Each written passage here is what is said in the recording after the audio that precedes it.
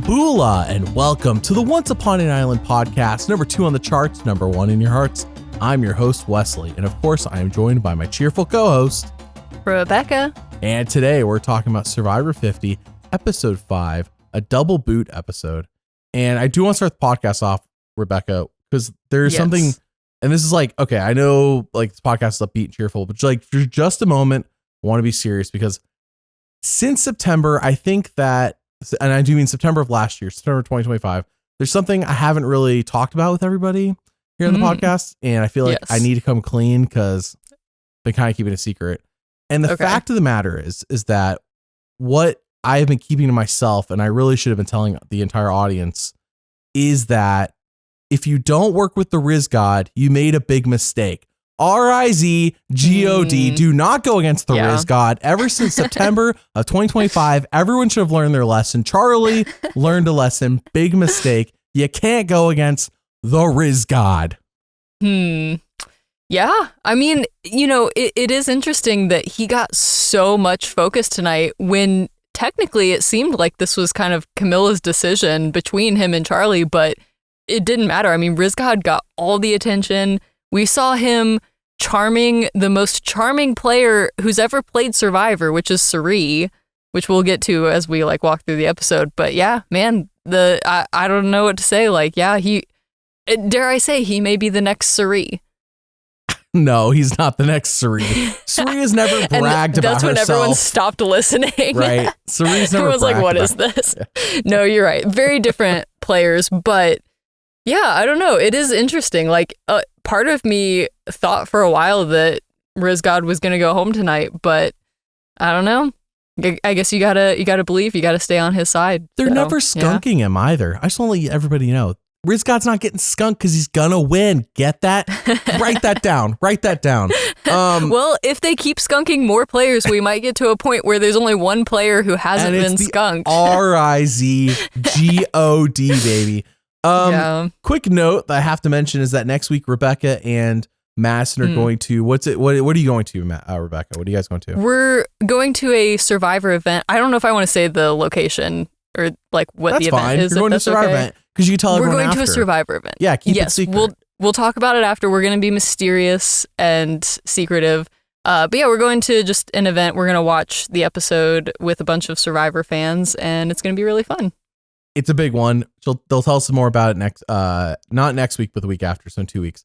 With that said, next week, Mary's still doing winner analysis. This week, Madison's doing winner analysis. But next week, since Mary, Madison, and Rebekah are not available Wednesday night, it's like, oh, it's Wesley going to podcast by himself. Sometimes it feels like it. I'm so delusional. I could just talk for an hour and a half. Listen, I think what you should do is you should take a note from Jeff's book. You should record yourself doing a podcast and then record yourself doing an impression of Rizgod. Of Rizgod. And then you're like, this is a breach of his contract if he actually did the podcast. But yeah, like you could just record a conversation with yourself, but it's you doing an impression of the Rizgod. I think people would listen to that. Well, all that being said, the real point I'm getting to is that next week we're going to have, her name's Katie, but you might know her Survivor Swiftie on TikTok and Instagram and whatnot. She's going to be pinch hitting, co-hosting in place of Rebekah. It's a 1 week thing. But I was like, shoot, dude, when I realized all 3 of you were not available, I was like, oh no. I was like, I don't have anyone else. That was the reason I have 3 co-hosts is in case one's not available and then you're all not available the same night. So anyways, and Mary's not available because we have a 1-year-old and she wakes up early in the morning and there's no way Mary's going to be able to podcast and then wake up with our 1-year-old. Well, we usually record for at least 30 hours. So it's like, yeah, that's such a big commitment, you know? We start the episode off and Ozzy is ticked at Tribal, and we get Christian doing comparisons to when he talked to Cochran in South Pacific. Does like little cuts back and forth between. They really wanted Cochran on Survivor, and they have not been able to get him back. That's what I've really gathered. They really want Cochran back. This is the closest they were able to get for 50. So, I mean, listen, yeah, I admire them putting in the effort. They sort of brought him back, his memory, I guess. Not that he's dead. That made it sound like he's not alive. Definitely sounded like he was dead there.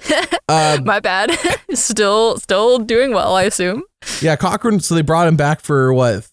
Game Changers to do the Exile boat where Debbie and it would been hilarious if it was Sandra, but no, Debbie showed up on the boat And so Cochran coached her. And then Jeff said that for 40, he wanted Cochran, but Cochran said no. And it's like, I bet you they asked Cochran for 50 and Cochran said no again. I bet you they ask him every chance they get, even for seasons that don't even have returnees. They're like, hey, we're bringing back Bruce. Do you want to come back too by chance? Yeah. It's him and Boston Rob. Those are the two that are elusive. And Boston Rob's not even that elusive.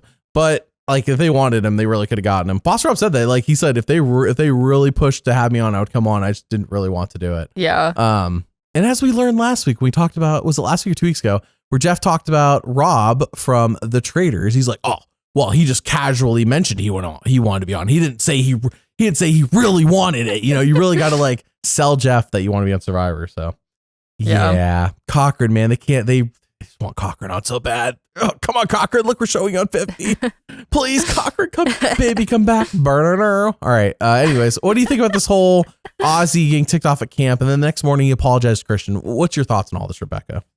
Yeah, I mean, I think I said it in our group chat, but I think we're kind of seeing the version of Ozzy who he is, which is him getting ticked when they get back from tribal, and then who he wants to be, which is Oscar, which is him the next morning when he's meditating and he's apologizing to Christian. He's saying, listen, I'm sorry, I overreacted. Like, I was just upset. But I think, like, honestly, it's an understandable thing to be upset about this. Just anytime you get left out of a vote when you think that you're working with someone and then they choose to not share information with you, like, I understand that that's upsetting. Angelina was also upset, even though she didn't, react as big as Ozzy did. But yeah, I don't know. I think it's an understandable reaction. And I think he did, good damage control afterwards. Like it wasn't like he, exploded and then, was just like causing chaos or anything. Like it was just a human reaction. And I think he's made up with everyone. I don't think that there's really like a ton of bad blood because of that reaction specifically. So yeah, I don't know. What did you think about it? I believe that Oscar has improved. Now, I'm calling him Oscar because old Ozzy would have been ticked off and had that whole thing. It actually would have been more ticked off than we saw. This is definitely an older, wiser Oscar. It was mild in comparison to what I've seen before. But he'll be ticked off, and then the next day he'll still be ticked off, and there will be no apology, nothing. Like, Ozzy would just be like, screw them. They did me wrong. And like, maybe over time he'd go over it, but an apology from Oscar? I don't know if I've seen that in his past 4 seasons out of his mouth to somebody. I could be wrong. I don't, but from my recollection, I don't remember a cycle of Oscar getting ticked and then Oscar apologizing. So like that was new. And I think that might have actually helped him more than maybe than he knows, based on what I saw. I'm not saying that was the sole reason. There's more to come in terms of this whole Oscar Christian thing, but I believe that was definitely a factor. Like, had he not apologized to Christian, I think Christian would just been like on edge the entire episode with Oscar. Yeah, I mean, he clearly was able to, like, I guess, repair things enough that Christian, gave him his shot in the dark, which there was more to it than that. I think there was also, like, Christian kind of felt like he had to do that to some extent to, like, have the votes and everything. But yeah, I mean, I think that there's been some trust that's been broken between the two of them, but I don't think it's necessarily unrepairable, if that makes sense. Like, they just need some time. And we'll see. I mean, we'll see what happens with the merge next week. But like, yeah, I think they just kind of need some time to kind of like, I don't know, get back into a groove and be able to like trust each other again. So we'll see how it plays out. But I don't think that alliance is necessarily completely broken. I'm also wondering, I know this is kind of separate, the confessional counter. I haven't seen it yet for this episode because we record this like 10 minutes after the episode ends and we post it on Patreon same night. But I'm wondering what the confessional count is, because I feel like a few people got skunked tonight. Obviously not Oscar or Christian, duh. But I'm curious as to anyone new. So we will find out. We will definitely find out later in this episode, because I know, Rebekah, you're checking to see when it gets posted so we can. Yes, we're not going to get right. We're not going to get too in depth on that because that's more of a winner analysis discussion, the confessional counter that I'll do tomorrow with Masson. But we're definitely going to be checking to see who got zeroed, who got skunked tonight. Because top of my head, I think Tiffany and Chrissy got it again. Tiffany a third time. Yeah. I could be wrong. That's so brutal if that's true. Also, I'm still mad that Sari got skunked last week. She didn't this week, but like, oh man, I'm still mad about that. That was crazy. Her and Devin's unnecessary skunks. Yeah. Unnecessary. Wild. Zach Brown got four confessionals, and then 4 people got skunked. Oh man. At least 4. I think it was 4. Yeah. Anyways, all right. Yeah. So Ozzy meditates next morning. Christian, by the way, takes all the blame for the move. And here's something that we've got to track, and this is definitely affect my winner rankings. I had Christian, I think, at 1 all season. I think I have to move him down, and we'll talk about that later. I'll talk about tomorrow, but shoot, Christian is taking the heat for this move, which we expected after last week.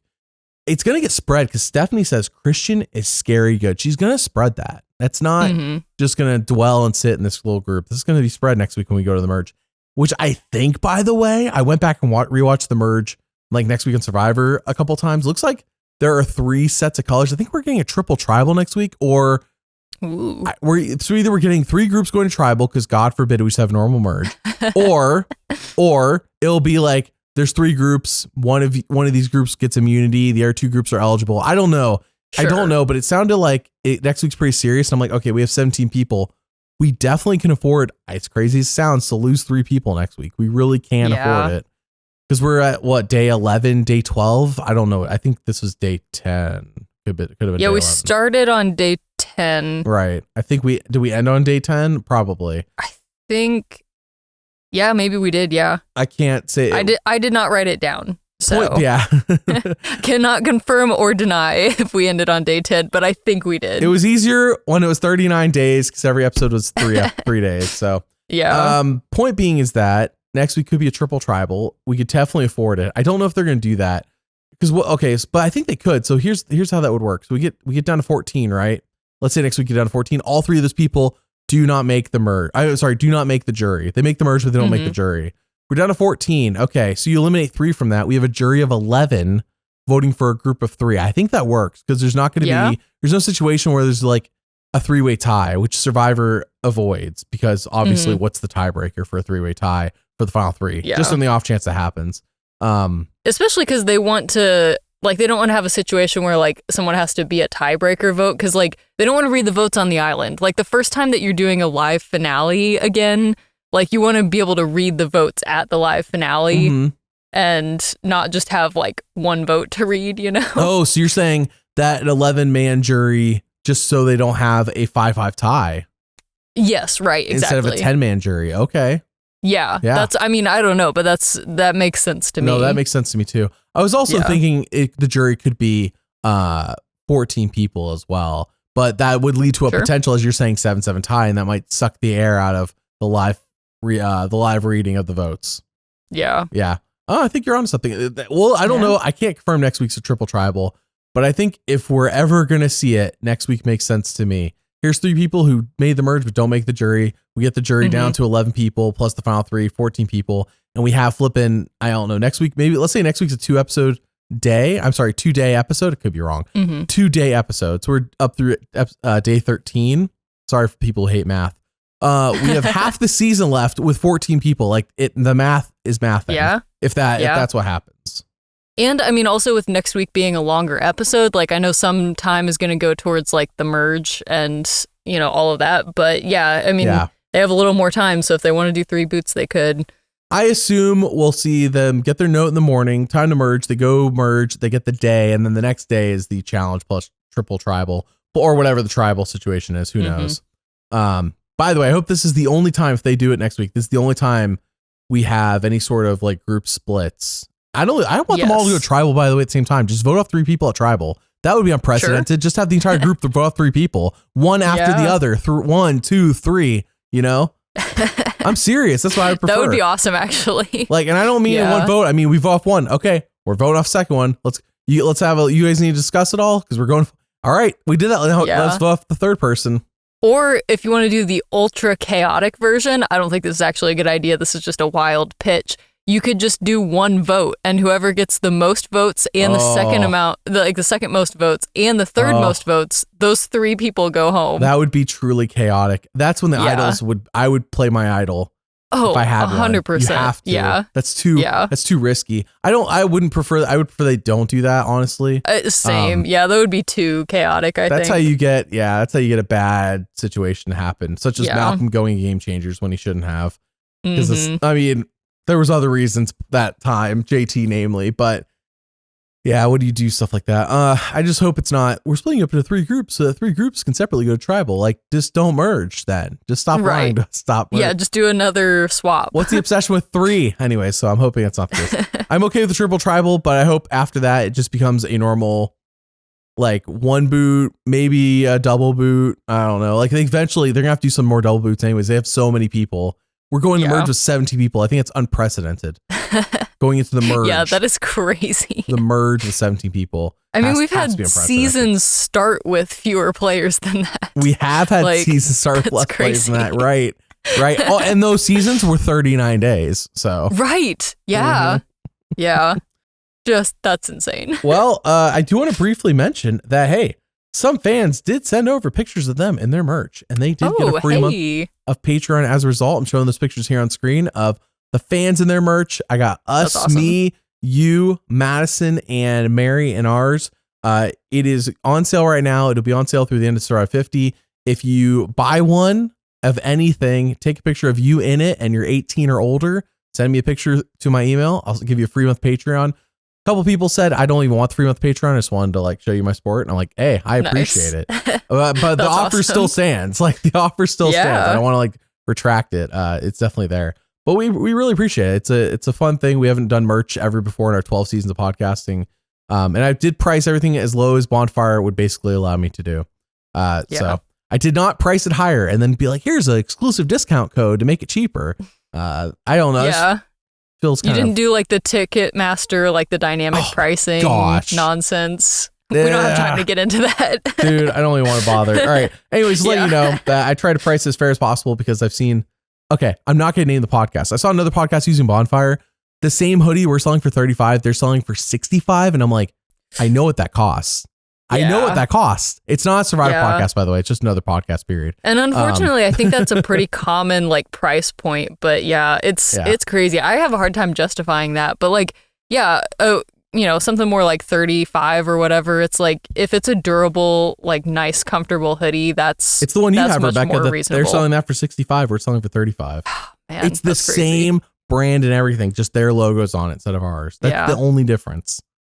That's crazy. Right. I know. So anyways, just want to let you guys know I try to price as fair as possible. I've gotten so many emails this week. This is a separate thing. So many emails this week for sponsorships that are about gambling. Oh my gosh. Gambling has just gone through the roof of. Yeah. And literally one, I asked them straight up, I'm like, is this gambling? And they said, no, it's a AI prediction market where the people predict what happens on Survivor. And I'm like, okay, so if the person's wrong, do they lose money? And if they're right, do they gain money? And they said yes. And I'm like, that's gambling. That's gambling. Oh, man. Yeah, especially like sports betting, I know has gotten really out of hand in the last like year or two. So yeah, that's crazy that it's come to our little corner of the world. But man, I don't know. It's so sad. Like people who do that like so much, like it's just so likely that you're gonna lose money, and like I just don't think that people like understand that, and then they just get caught up in it, and it's just like I don't know, it's just very predatory. So yeah, it's unfortunate. Yeah, that's mostly why we don't do sponsorships here. Most of them are just absolute garbo. So we do appreciate you guys buying merch and or supporting us on Patreon, because really that's like PBS. Like last week you said PBS supported by viewers like you. Thank you. So. All right. With that, Devin's farts. I think that's what happened, right? Devin's is farting. Yes, that's how you build an alliance on season 50. You just walk down the path and you fart, and then you're in an alliance. Yeah, him and Jonathan did vote together at Tribal, so yeah, I can't ignore the tactic. It happened. It worked. It was successful. It was successful. It's not as successful as bragging about how great of a player you are on the season that nobody's watched yet, but it was successful. Yeah.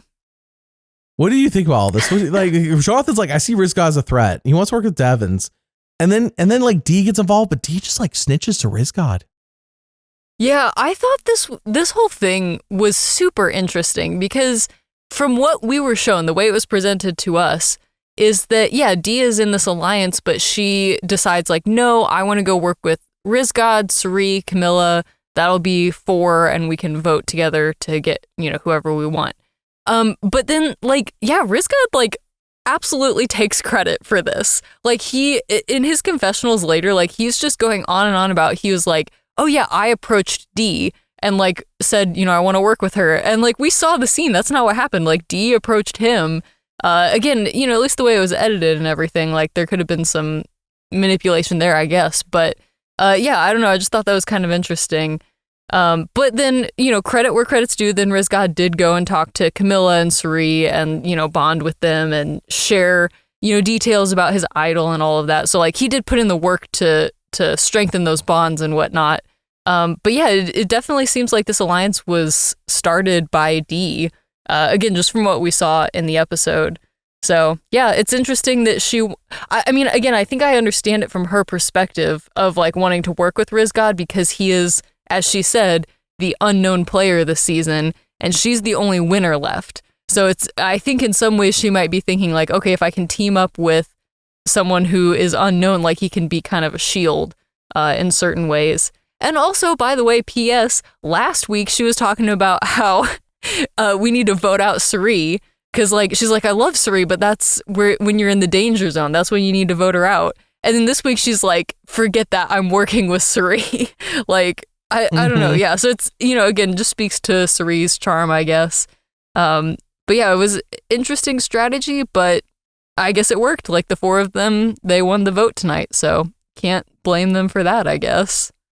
Yeah. I got to give credit to Dee because I preseason said all winners are done. They're done. Mm-hmm. They're done. Yeah. And here's Dee in the majority alliance on her tribe. I take it back. I still don't think anybody lets her get near the final three. Just the risk is too high of you let a winner get there. I feel like, I know maybe everyone doesn't agree on this, but I feel like if I see a winner in the final three, you let this winner get there, I'm going to vote for the winner. Unless the winner, of course, personally made me feel like they're a jerk or something. Like the winner would really have to screw up for me not to vote for the winner. Be like, you guys messed up letting this person get here. That's on you, Yeah. If Dee reaches final three, that's on you. I think it does depend somewhat on their Survivor story in this season. Like if they're sitting next to two other people who have made more and better moves, then I don't know, like I guess I could see a situation where she could get taken to the end as like sort of a goat in the sense of like people saying like, well, we're not going to let her win twice.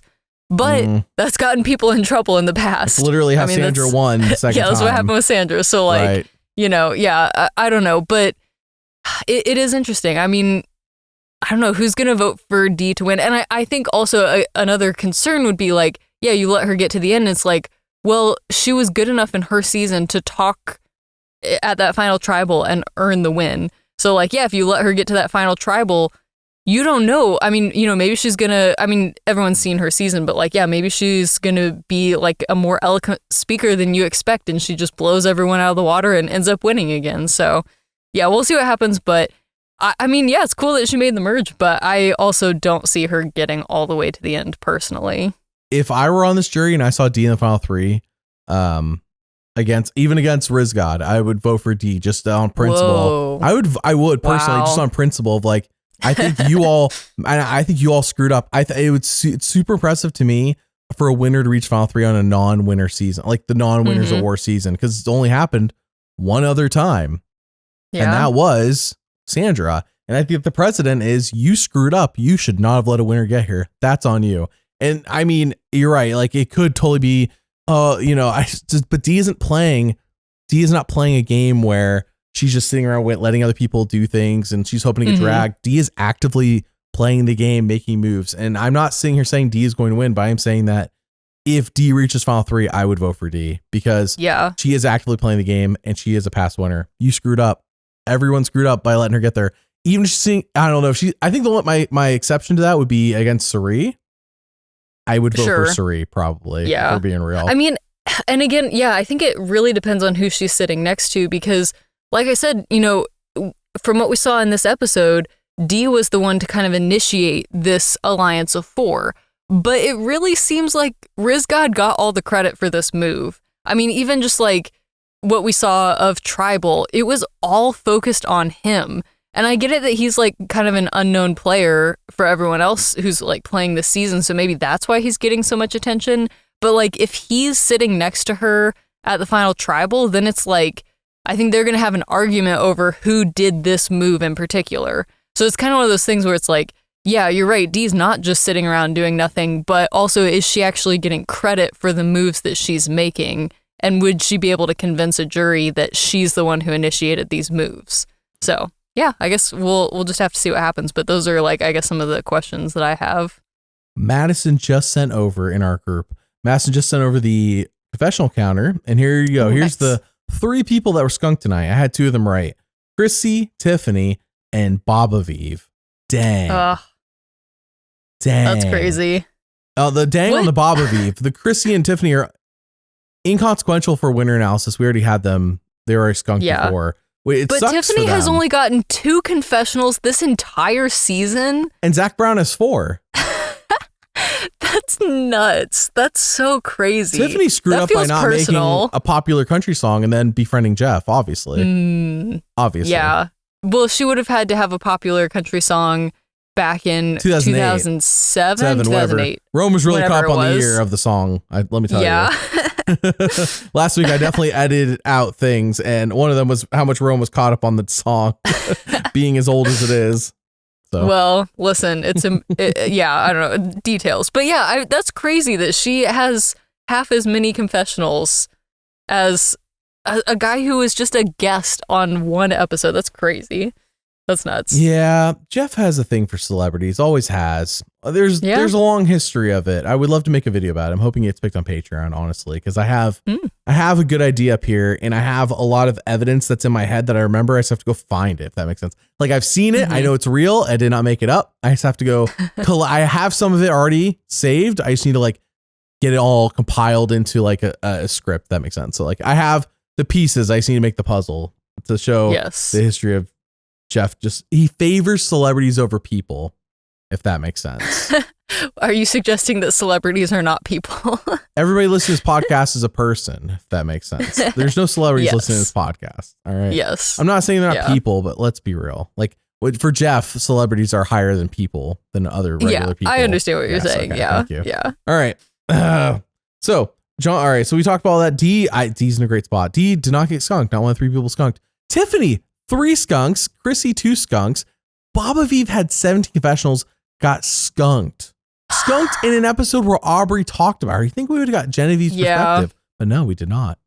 As upsetting as that is, I think this is just more evidence for what we've been talking about, that like Aubry has been in an underdog situation for a while now, but I really think she's going to come out on top, and especially with the merge next week, like I think this is just going to shake things up. Like, unfortunately, I think Genevieve is going to be gone soon, which is so unfortunate. Like, I don't know. I wanted to see her and Aubry team up, but here we are, I guess. We'll have to have another returnee season at some point, have them both back. I've seen a lot of people say, oh, Aubry, it's almost like she hasn't learned since Go Wrong. It's like she's been the same person 4 times in a row. Can I just say, Bobaviv is, aside from the bob haircut, is in the same predicament she was on 47, her versus Rachel. That's her versus Aubry. Can Bobaviv play Survivor and not get into these rivalries that she's bound to lose? 2 now. Well, but here's the thing, though. This is different. Like, okay, it's the same in the edit. So what we're seeing is the same. Yeah. But I think it's different on the beach, because in her rivalry with Rachel, like, Genevieve was never in a position of power. Like, she was always like the underdog and just like trying to scrape by. This situation with Aubry, I mean, Genevieve's in the majority alliance. Aubry has an idol, so like she has some power, but like I don't even think Genevieve knows for sure. Like, they went through her bag and didn't find it. So like, yeah, like on paper, Genevieve is in a much better place on this tribe. It's just that in the edit, we're seeing evidence that like Aubry's going to be the one to win this duel, unfortunately. Unfortunately, my butt. Aubry doesn't have a 0 confessional episode. So I said this before, either skunk them all or get rid of all the skunk people. But I'm a little bit afraid that how many people are skunked. Thankfully, Angelina went this week because she was skunked. That's why I say thankfully.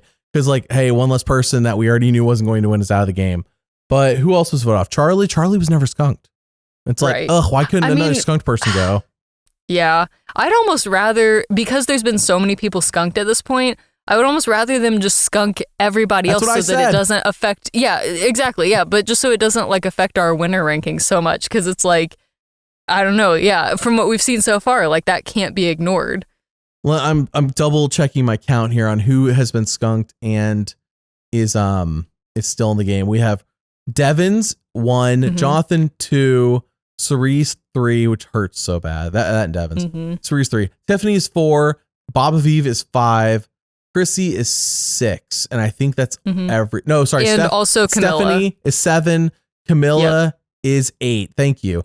8 out of the remaining 17 players have been skunked. Nuts. Which means there's only 11 people in theory of who can win. Now, if you're new to the podcast, you're new to Survivor, since Survivor 42, when they did a massive, in my opinion, they're never going to come out and admit Survivor doesn't come out and admit mistakes. Come on now. Not that they Survivor has never made a mistake. First of all, right? What would they have to gain from admitting that 41 was a mistake? Anyways, 41 was a mistake. Whether people want to admit it, some people want to admit it or not. Like how it was received was not good at all. Like consistently, week after week, people were ripping it apart. 41 was a trash fire. So they went back and reproduced, re-edited, whatever you want to call it, 42 to try to be more like the Survivor people were expecting. Even though it was filmed same way as 41 and had the same production team and everything the same as 41, they tried to do their best. And one of those changes that we have appreciated is that they evened out the edit. People weren't getting skunked anymore. Erica was on 41, won that season, but had like, I don't know how many episodes. I think it was like 4 or 5 episodes of Zero Confessionals. She was ignored the entire pre-merge. She was a nobody until she broke the hourglass basically that season. Yeah. Like from lamb to line. Yeah. But like, I didn't even know the lamb was there. Like I didn't even know there was a lamb on Survivor 41. So 42, they went back, and while people still got skunked from time to time, it was by no means the same way as it was on 41 and before. And especially helped when we got to 90-minute episodes. Now, people still got skunked, still happened, but it's never happened to a winner since Survivor 42. So from Survivor 42 through Survivor 49, it is consistent. The winner doesn't ever have an episode where they get Zero Confessionals. It's especially egregious in the 90-minute era to have that happen to you because they have the time. They're literally choosing not to. It's not like, oh, no, we don't have enough time. They had enough time to give Genevieve a confessional. They did. They had time. They chose not to. Yeah. They chose not to. It wasn't and like also like a story opportunity. Like you were mentioning, you know, the thing with her and Aubry, like that's a story thing that's happening. Right. And so the fact that we didn't hear from Genevieve is even worse. Like, because like Tiffany, I'm trying to think of like, I don't know, there wasn't anything particularly big in terms of like plot that she was involved in. She's in this involved with Aubry versus Genevieve, I thought. I mean, yeah, but like she's, how do I say this nicely? Like sort of the side character, I guess auxiliary, I would say. Yeah. Yeah, because it's the feud between Aubry and Genevieve, and she's on Aubry's side, so like she's a player in this situation, but like the focus is on Aubry and Genevieve.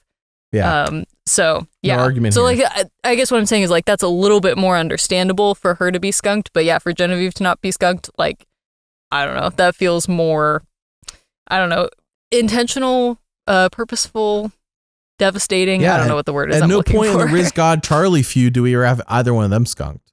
Right. Never happened to either of them, and it could have because they didn't go to tribal multiple times during their feud. Yeah. So. Yeah, anyways, for those wondering why we keep talking about why it's important, it's not really the number of confessionals. The only time the number is truly a factor is when it's a 0. Otherwise, the number is kind of just like an extra like tidbit of information, but it's not the end all be all. The number that matters is that 0. You see a 0, it's like, oh no. And everybody knows, everybody's caught on. It's like, oh no. And I'm hoping if this season that everyone gets it. I really do. Yeah. Just to make it even. And I think it's also like somewhat important to the content of the confessionals to some extent. Because like if you just have someone talking about like, oh, I'm so excited to play Survivor, or like this reward is so exciting. Or like I'm the Rizgod, how do I keep getting it perfect? Yeah. Yeah, for sure. But just like, you know, confessionals that are more or less like scene transitions, I think those do carry less impact in terms of like winner analysis. But yeah, like you said, like in terms of the numbers, as long as it's more than 0, like it doesn't eliminate someone from being a winner, a potential winner in our rankings. So yeah. Yeah, not to hammer on this point too much. We'll do winner analysis tomorrow. Just something to keep in mind, because I can't, Bob Aviv, really, out of all people. So because we're about to be talking about Aubry versus Bob Aviv here in a second. Coach 4.0, that's what he calls it. This is his 4th time playing. He's like, I'm gentler and more socially aware. I'm the Tide Walker. I want to say, when Coach called himself the Tide Walker, Mary, my wife, snorted and laughed. She never laughs at Coach. This time I don't think he was intending it to be funny, but she laughed. Yeah. With a snort. Yeah. I mean, Coach is just so like sincere with everything that he does like this. Like it can be kind of funny sometimes, but also like, I don't know, I just appreciate his sincerity, you know? He really like does everything at 100%. He did say that people think I'm not socially good because I draw lines. Right. But these are arbitrary lines that Coach drew that then he crosses his own lines and then says, I never crossed the line that I drew. That's the part of Coach that Coach still doesn't understand. Is like, you drew the line, you then crossed your own line and then tried gaslighting everybody into thinking that you never crossed that line, but you did. Yeah. You did it. You crossed your own line multiple times. But that line was made up by you, Coach. We didn't ask you to make that line. And also when other people make lines, he's like, he doesn't always respect that. Oh, like, yeah. No, if somebody else's line, he doesn't respect his own line. He's not going to respect somebody else's line. Right. Right. So anyways, as we saw with Ozzy making a line during the challenge in the beginning on Exile or whatever it was called. And Coach didn't respect it. But it's like Coach doesn't respect his own line. So it's not nothing new. So he calls Joe his number one, which, by the way, I believe. I actually do believe this. When Coach told Joe, oh, you brought honor and integrity back to Survivor, that's why I'm here. I don't fully buy that, but I do buy him calling Joe his number one. He says, Joe, you're the stone belt monk. And Joe's like, whoa, I got knighted. That's never happened before. I'm going to give Joe a little leeway. Maybe he means it's never happened this season because Coach did knight Russell Hantz on Heroes versus Villains. Maybe he means it's never happened to him before. Okay. I guess that's how I interpreted it. So should we be calling him Sir Joe? I'll do it. Sir Joe. I'll do it. If you get knighted, isn't that how it works? You're Sir. You're right. Yeah. Sir Joe. That has an okay ring to it. Okay. Yeah. All right. Sir Joe. From now on, I got it. Colby did not get knighted. Colby is the oak bound warrior. And the whole time Colby looked confused. I think he did. I don't think he committed to it as much as with Joe because Colby wasn't as into it, but I think he did at least tap him on the shoulder a little bit. Did he? So does that count as knighting? I don't know. Most of the time knighting includes a sword, so I'm not sure exactly where the line is here. I'm going to draw the... Coach doesn't respect his own lines. We've been over this. I'm going to say that Joe got knighted, but Colby did not. Colby was not... Okay. Was Joe on his knees? Because I don't think Colby was. He might have been. I think Joe was sitting on like a tree or something. Yeah, but yes. Close-ish. Yes. Right. Russell Hantz got knighted on Heroes versus Villains, just to remind you of Coach's history of who he's knighted. It's now been Joe and Russell Hantz. Take that what a track record. What a track record, right? What a track record. He also labeled Sophie on South Pacific the new Dragon Slayer. So I don't think he can technically even call himself that anymore. He did give the title to her when she got rid of Ozzy. So yeah. All right. If he gets rid of Ozzy this season, then does he take the title back or? That's a good question. No, because she eliminated Ozzy. He needs to eliminate Sophie, and I just don't think it's ever going to happen.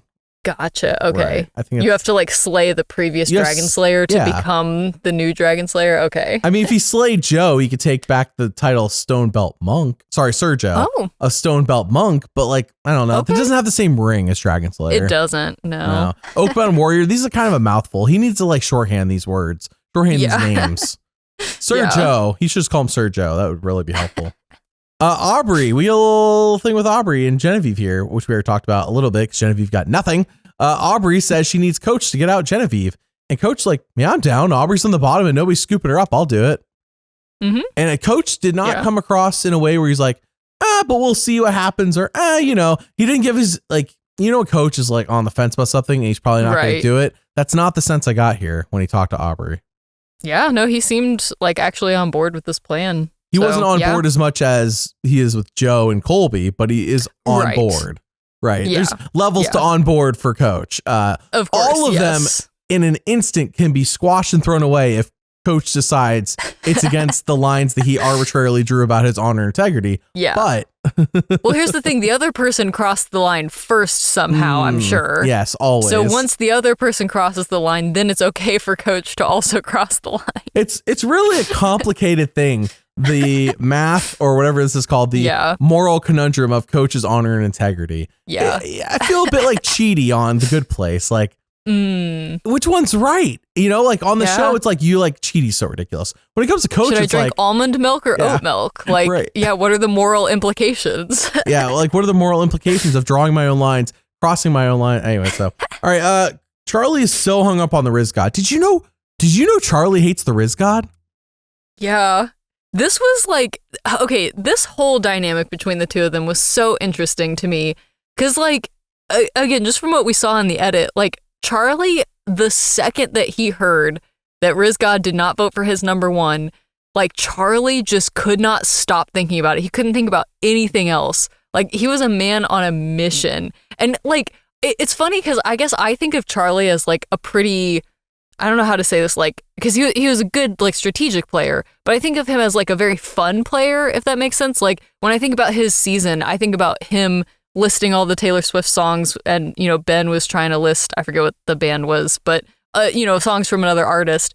And so, like, that's the type of thing that I remember from Charlie, but, like, I've never seen him so serious. Like, he was so, like, locked in on, you know, one mission, like, we have to get the Rizgod out of this game at all costs, forget everything else, like, this is the one thing that I have to do this season. And, like, I don't know, that just doesn't normally end well in Survivor. Like, it's too much of a nuanced game for that. So it was, like, funny, like, I enjoyed watching it, but it is ultimately bad strategy, as we saw tonight. So, you know, unfortunate to see him go, but not that surprising, honestly. I got your picture. I'm coming with you, dear Maria. Count me in. That's a deep cut for millennials, I guess. Just Maria and Charlie, man. Mary said during the episode, Mary was snarky tonight. She said Charlie needs to go to therapy. I mean, If he's really this serious about Rizgod just simply stating what he stated and Charlie being this hung up on it for this long, Mary said he needs to go to therapy. Yeah. I can't say I completely disagree. Again, granted, like, I get it. They're on an island. They're starving. Like, it, you know, you're not thinking about anything but Survivor. So, like... And Zach Brown. You know, well, yes. Those two, the Venn diagram is a circle. Those are the same thing. It's the same thing. Yeah. But, like, so, you know, to some extent, I can get it. But, like, also, I think Charlie just, like, it's clearly something that has really deeply affected him. And it's an understandable reaction. Like, yeah, I probably would feel the same way in his shoes, honestly. I agree. It's like how hard he's hung up on. He's really hung up on this Rizgod thing, and it ultimately does him in at the end of the day. Yeah, that's what does him in. Is I don't know. Prior to him talking to Rizgod at 5 a.m. in the morning, as Rizgod said, about the Billie Eilish Boomerang Idol. Yeah. By the way, still, Billie Eilish has yet to say a word about Survivor 50 on her socials.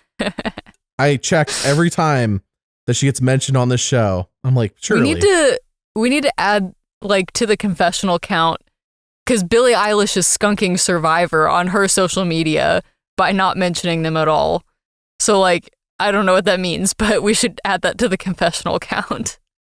Yeah, I don't make the chart. I know a few people have asked. I don't make chart. It's from Just Strategic on Twitter. That's where we get that chart from. I don't make it. That's the most reliable source, and it's also pretty quick, that person who posts it. So yeah, I don't make the chart. They did add Zach Brown last week. They took him off this week. Zach Brown is 4. Just keep that in mind, as Tiffany still has not passed 4. And though next week on Survivor had a confessional from Tiffany where she does the Spider-Man meme. So that could get up to 3, Rebekah.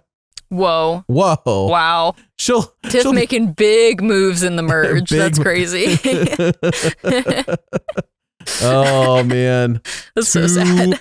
2 through this point in the game is just insane. If she gets 2 next week, then that will double the confessionals that she's had this whole season. She'll be tied with Zach Brown. That's crazy.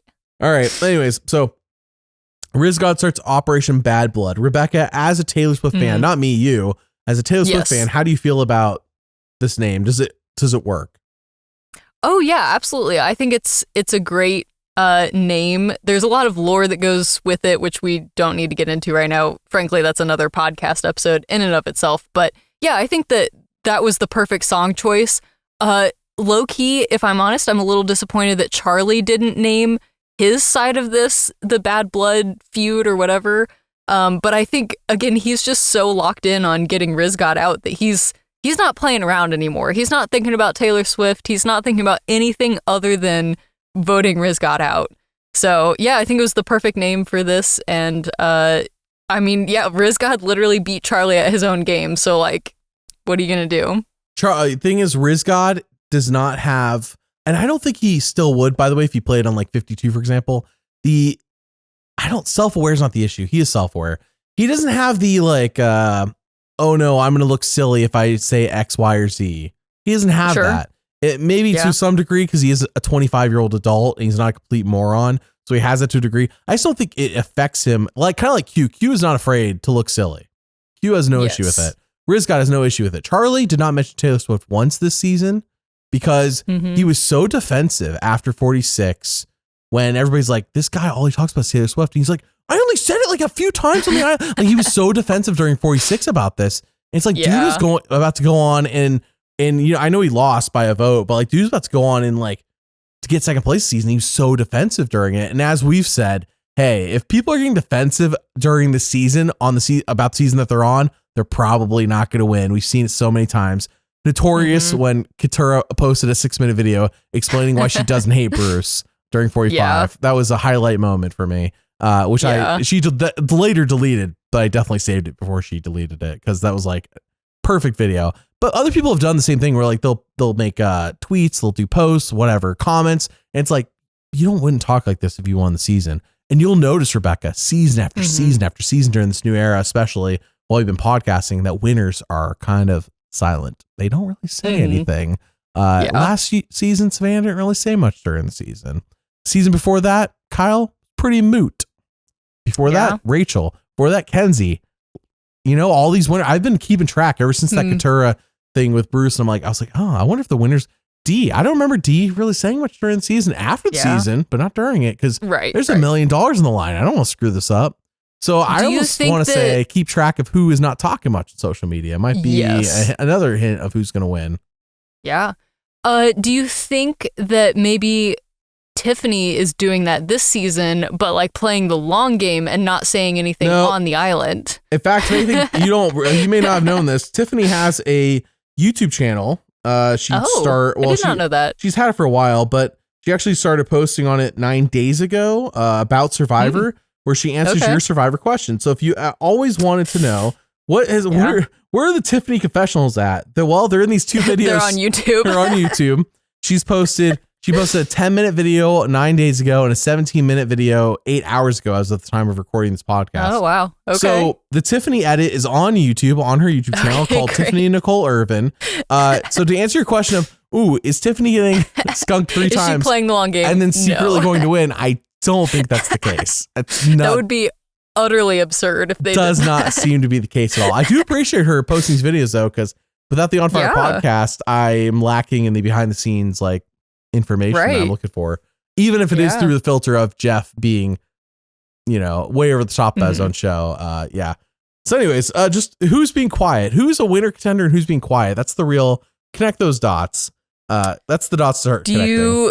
I don't think Rizgod would be silent. I don't think Rizgod would be silent though. He's the one person I don't think would follow that rule. Okay, because that's what I was going to ask. I know you were going there. Yeah. I think that he's been making some noise on social. So does that disqualify him? No. Or not disqualify him, but does it like harm him in your winner rankings at all? No, he's the only one actually would expect to not. He's the exception. Look what he did tonight. Joe is the exception to the getting skunked rule. Rizgod is the exception to the social media. The social media rule is just something I've made up. It's not a real thing. Like, it's just something that's much more arbitrary too, to be fair. Like the confessional count is controlled by the show. Like we can see that. Yeah. Controlled by the show. Rizgod's not controlled by the show. You saw he was over there bragging about how he played in 49 and how he's like, when Jeff asked me you at 50, he's like, Rizgod, you're the best ever player, or whatever he said. It's like, he's just saying this stuff in front of people. That scene when he's like, talking about how well he played on 49 right before they went to tribal, or at least that's when we saw the scene in the edit. That was the moment that I thought, I was like, oh no, is he actually in trouble? Because like the way that Camilla was kind of reacting to what he was saying, and I was like, he was really going really hard on like, I'm such a good Survivor player, and I'm like, you might want to dial that back a little bit. But I don't know. It didn't harm him. Like, he ended up winning the vote tonight. So what do I know, I guess. Also, Angelina tonight, like, flipping Mike White gets blindsided. We hear nothing from her. Nothing. Yeah. What is going on? We got 90 minutes. 90. I know. Remember during the 60-minute era, like, at least it made somewhat sense why people get skunked and why we not hear things like, we got to do 2 challenges at Tribal Council, and like, we only got so much time, but we got 90 minutes now. Like, surely we had time to at least get a brief thought from Angelina about Mike White going. And all the whole thing with Ozzy and Christian, like, surely we could have taken away 30 seconds from that to get thoughts from Angelina on her buddy going and being betrayed by Christian from her same season, you know? Nothing. Yeah. Also, I'm going to say it. Angelina was a flop this season. I can't even blame her. I think the show, you should have seen this one coming. Personal opinion. She should have been funny like she was last time. That's why they cast her again. They cast her because she was hilarious last time. She was not self-aware last time. The moment that season ended, she was going to be self-aware about what happened about herself. Because she is not stupid. She was just not self-aware last time. And this time she was self-aware. So I don't know. She just wasn't. She wasn't Unfortunately, good. I think, she's kind of the opposite of what you were talking about with like Q and Rizgod, where it's like, well, Rizgod hasn't seen his season air, when they filmed 50. So like, he didn't know how he was going to be perceived, but like Q knew how he was perceived on his season. And then he went back out on season 50 and did the exact same thing again. Cause like, that's who he is. And he enjoyed like playing that way. And I enjoyed, watching him play that way. But yeah, I think Angelina maybe internalized more of how she was received on her first season. And so tried to like, again, at least in the edit from what we saw, like tried to, stay in the shadows more and not play the same way again. But yeah, I agree. Unfortunately, it ended up being more boring. I did love that she gave her jacket away when she got voted out. That was funny. I think that was like her best move of this season, to be honest. And I know I don't want to downplay everybody's fun. If you enjoyed it, good. I just found it forced. Yeah. So I'm glad you loved it. Not to poop on your parade. Okay. I mean, listen, let's go to the immunity challenge, Rebekah. We're way ahead. We're way ahead of ourselves. Yes. I will just say, I think that it was the only thing that she could have done. I would have been disappointed if it didn't happen. I'm not saying that I'm like raving like that was the funniest thing that's ever happened, but if it didn't happen, I would have been disappointed, if that makes sense. Yeah. I guess it was kind of like the forced moment at the end of 5 episodes of Angelina. Sure. So that's fair. Yeah. If they don't ask her back a third time, that's fine. I get it. Like, this didn't work out that well the second time. But hey, if you feel differently, fantastic. This is just my feelings. I'm not gonna sit here and be like, it's factual. Okay. All right. You're not allowed to have feelings. Yeah. That's not allowed. Yeah. We're not allowed to think different things and have our own biases as people. Nope. We must all agree on the same thing at all times. Okay.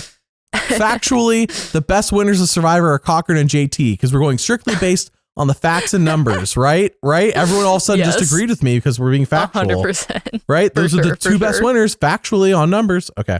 All right. The immunity challenge. We go to it and Colby sits out and we had other people sit out.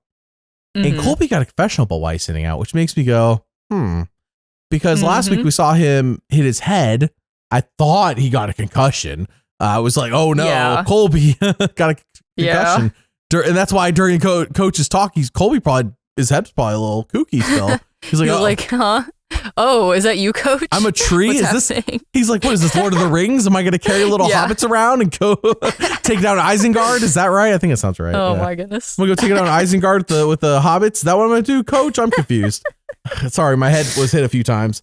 Anyways, he says, he's like, I injured my foot. And it's felt kind of like, why did he get to, why is he explaining this? And also, like, why was it explained in this moment? Like, I was kind of surprised that we hadn't heard about it before this moment. And it was just kind of an aside, like, oh yeah, my foot is hurt, so that's why I'm sitting out. But like, we don't know the extent of the injury. Like, is it just bothering him, or is it actually like injured? Admittedly, I did ask why he was sitting out when he said he was sitting out, but I wasn't expecting a professional actually explaining anything. Yeah. You're like talking to your TV and then the TV is like, well, here's a confessional. Yeah, it's almost like they knew we were going to ask why is Colby sitting out of this one? Yeah. Somebody asked in our questions. We're going to do questions later, of course, from YouTube. But one was, Why do you think they purpled Zach Brown right after his debut episode? That's awesome. Yeah, he got completely That's purpled. a great question. No one even mentioned him. He was on track to win. All right. Oh, So this immunity challenge, I don't know if anyone else was doing this. I was rooting for purple to win. I did not care how. I just wanted them to win, so the other two tribes had to go. Yeah, I mean, I think that would have been more interesting. Like, it's so tough in a season where there's so many players that I want them to like continue and to not like get, I want them to be safe from the vote, right? Mm-hmm. So like, I think there's a lot of players on the other tribes that I was like, I don't want them to go to tribal and like risk getting voted out. But also at the same time, it's like, yeah, there's so many people that we haven't seen go to tribal. Even after tonight, like there's still people who haven't gone. So it's like many. Yeah, it's hard to kind of know where people actually stand in the tribe until you see people vote and see who votes with who. Because up to that point, it's just words. So yeah, I agree with you. I would have rather had purple have the night off and let's have everyone else go and see where people actually stand in their tribe. That would have been way more entertaining in my opinion. But yeah. For context, people have been to every tribal. Who was it? Ozzy, Christian, who else? Was it Emily? Yes, I believe so. So Ozzy and Christian are sitting at the top with the most confessionals by a mile, by the way, because they've been to every tribal. It's part of it. Ozzy is 34, Christian is 35. The third most confessionals this season, Rebekah, behind Christian and Ozzy, is Emily with 19. So the gap from 1 and 2 to Emily, 19. After Emily, are you ready for who has the fourth most confessionals this season? Take a guess. I'm ready. Pick anybody. Well, I can see the numbers. So yeah, you tell me. Q. I forgot that you're looking at Q. Q. Yeah. With the fourth most confessionals. He's been gone for 2 episodes already. That's so crazy. Can you guess who has the least? All right. All right. So Teal wins immunity, which we predicted last week. Yes. At least I think we did. Frankly, this is the Teal tribe that I expected from the beginning. Like they dominated this challenge. Yeah. Purple only blew it after the tribe swap. They were doing actually okay before the tribe swap. Yeah. I mean, specifically like Tiffany really was like so good in this challenge. I mean, she like untied the bags so quick. She, I think, landed the first 1 or 2 sandbags. Like, it was definitely a team effort. Don't get me wrong. But like, yeah, this is the Teal tribe that I've been expecting from the beginning, just with different players. So, yeah. Ozzy, 10 years younger, wins this challenge. Agreed. I mean, Jonathan wins because he's just so dang tall and the challenge is not adjusted to height. I'm not saying that alone did him in, like Jonathan winning, but obviously. Ozzy 10 years ago on Game Changers, Ozzy wins this challenge. Ozzy 20 years ago on Cook Islands wins this challenge. Ozzy 40-something past his prime, as you saw. Hey, I think even I could have done what Ozzy did on that sandbag portion. Sure, yes. Well, and also I do have to say the swimming portion in the ocean, like I know Jonathan, like he had quite a lead at the beginning, but I think like by the time they got to the beach, like Ozzy was pretty neck and neck with him and Joe was like not that far behind. But I mean, Jonathan is just such a beast in the water that I was like frankly impressed that Ozzy kept up with him as well as he did. Because I don't know what the age difference is between them, but like just, Ozzy is older. Check the wiki, it'll tell you. Yeah, I can pull it up. But I don't know. I was just impressed that they were as close as they were. Well, we go to camp. Teal's good. Teal's solid. No, don't worry about Teal. We get Rizgod talking. He talks to D, as we saw, about D's like, want to join our women's alliance. He's like, yeah, of course. I love strong, independent women. I was with women my last season. He talks to Cerise. Cerise like, oh, Rizgod's my boy. Rizgod and I are getting married. Rizgod tells by the way, Rizgod's idol could have easily been a secret. He's just running the same play again as he did last season. Because, nobody knows his play, so it's going to work. This is my concern for Rizgod ever plays a third time is like, oh no, did he do too much in these 2 seasons? He needs to like have a large gap if he ever comes back. Like he can't come back for a 54, 56. He needs a gap. There needs to be a returnee season in between this season, if that makes sense, and his next return, because this is like this overconfident play is like going to bite him in the butt a third. He's getting away with it because he played back-to-back and nobody's seen 49. A la Russell Hantz, a la Rupert, a la Amanda Kimmel, a la everyone who's played back-to-back and didn't have their whole first season air before they came out and played the second time. Yeah, it's just, it's like Malcolm Freeberg, of course. It's just like, Rizgod, man, you're getting away with so much that you shouldn't be getting away with, but I love it. But you shouldn't be getting away with this. But hey, Cerie's loving it. She even reveals to him, she's like, I'm old school. You don't reveal nothing. She still revealed she had an extra vote, which I was like, why would you tell Rizgod this? He's going to tell everybody. Yeah, that really surprised me that she told him that. Because it was interesting the way that she framed it in that confessional, too, because she was saying, like, I feel guilty that he's sharing this, like, all this information with me, and I'm not telling him anything. But it's also like, I mean, I guess in my mind, I'm like, listen, Cerie, like, there's more old school players than new school players left in the game. So, like, you can continue playing in an old school way and it will probably work out for you. Like, you don't have to share all this information. It you know, again, from my perspective, from my bird's eye view, like, I'm seeing everything from all the tribes. But like, yeah, that was a very interesting move. And I think, like, frankly, it does speak to Rizgod's charm to some extent of just like, she likes him. He's charming Cerie. Yeah, and that is crazy. That's just so impressive. Like you're saying, I don't know if it would land the same if she had seen his entire season, but just like interacting with him on the beach, like, yeah, there's something about him that she's just like, yeah, I want to work with you. Let's, you know, here's information. Let me share that. We're in an alliance, husband, you know? Rizgod. Yeah. No one else. He didn't say it, but his face looked like he was thinking, like, I have a girlfriend. Rizgod's like, wait, no, Cerie, I already have a girlfriend, the Lizgod. Yeah. It's like, I do want to be in an alliance with you, but I cannot marry you. Oh, I'm so sorry, Cerie. I know that you're being super serious about us being married, but I cannot commit to that. Yeah. I'm putting words in his mouth, but that was just like what I interpreted his expression as being. He's like, oh, that was my lifelong dream before I met Lizgod. By the way, I really hope when they do the family visit, because it's very strongly rumored there's a family visit this season, and I'm hoping Rizgod makes it. By the way, there's a lot of assumptions, but I'm pretty sure the family visit's happening. Rizgod goes to the family visit, and his girlfriend comes out, and she calls herself the Lizgod on the show. Yes. Jeff would just have a field day with this. Get it in the canon. That would be awesome. Yeah, it's canon. The moment it's said on the show. Even if it was a secret scene, that'd be fine, but I hope it's actually in the show proper. Yeah.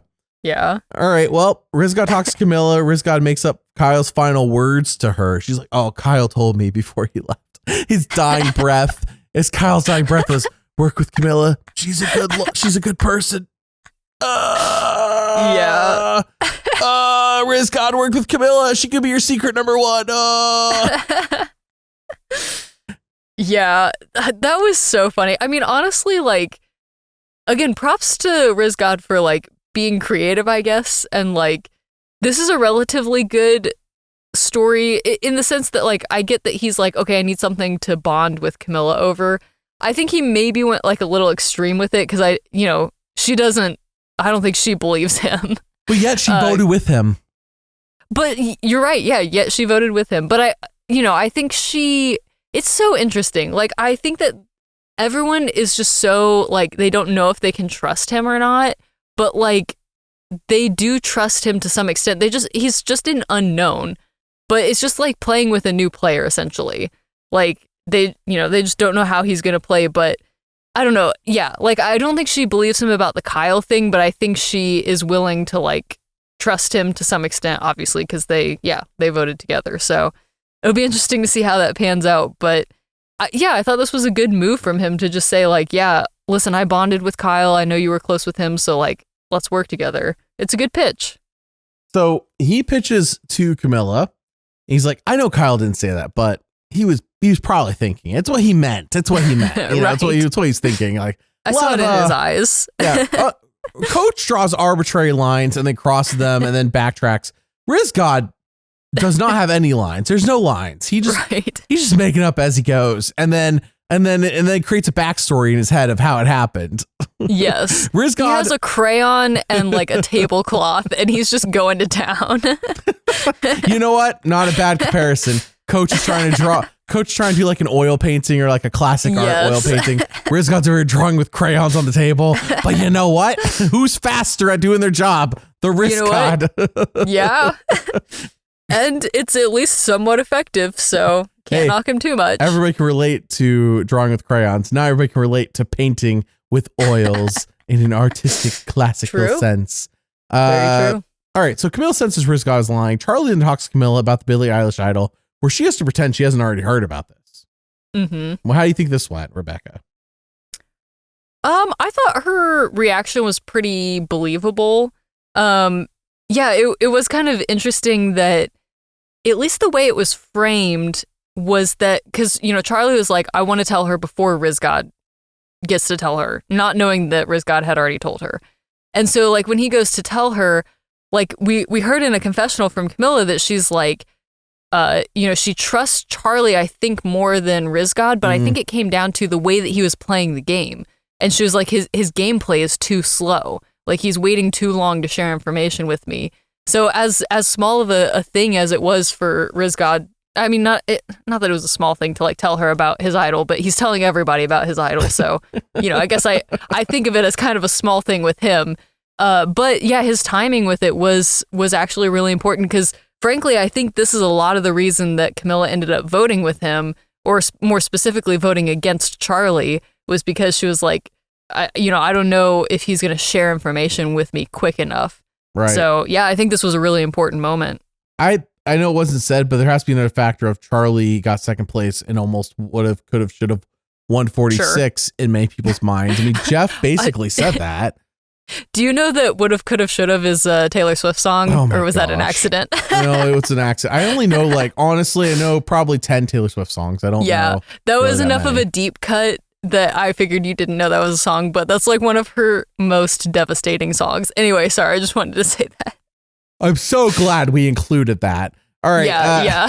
We're 50 hours into recording this podcast. I can't keep up with all the things. But listen, that was important. That was super important. We were all thinking it.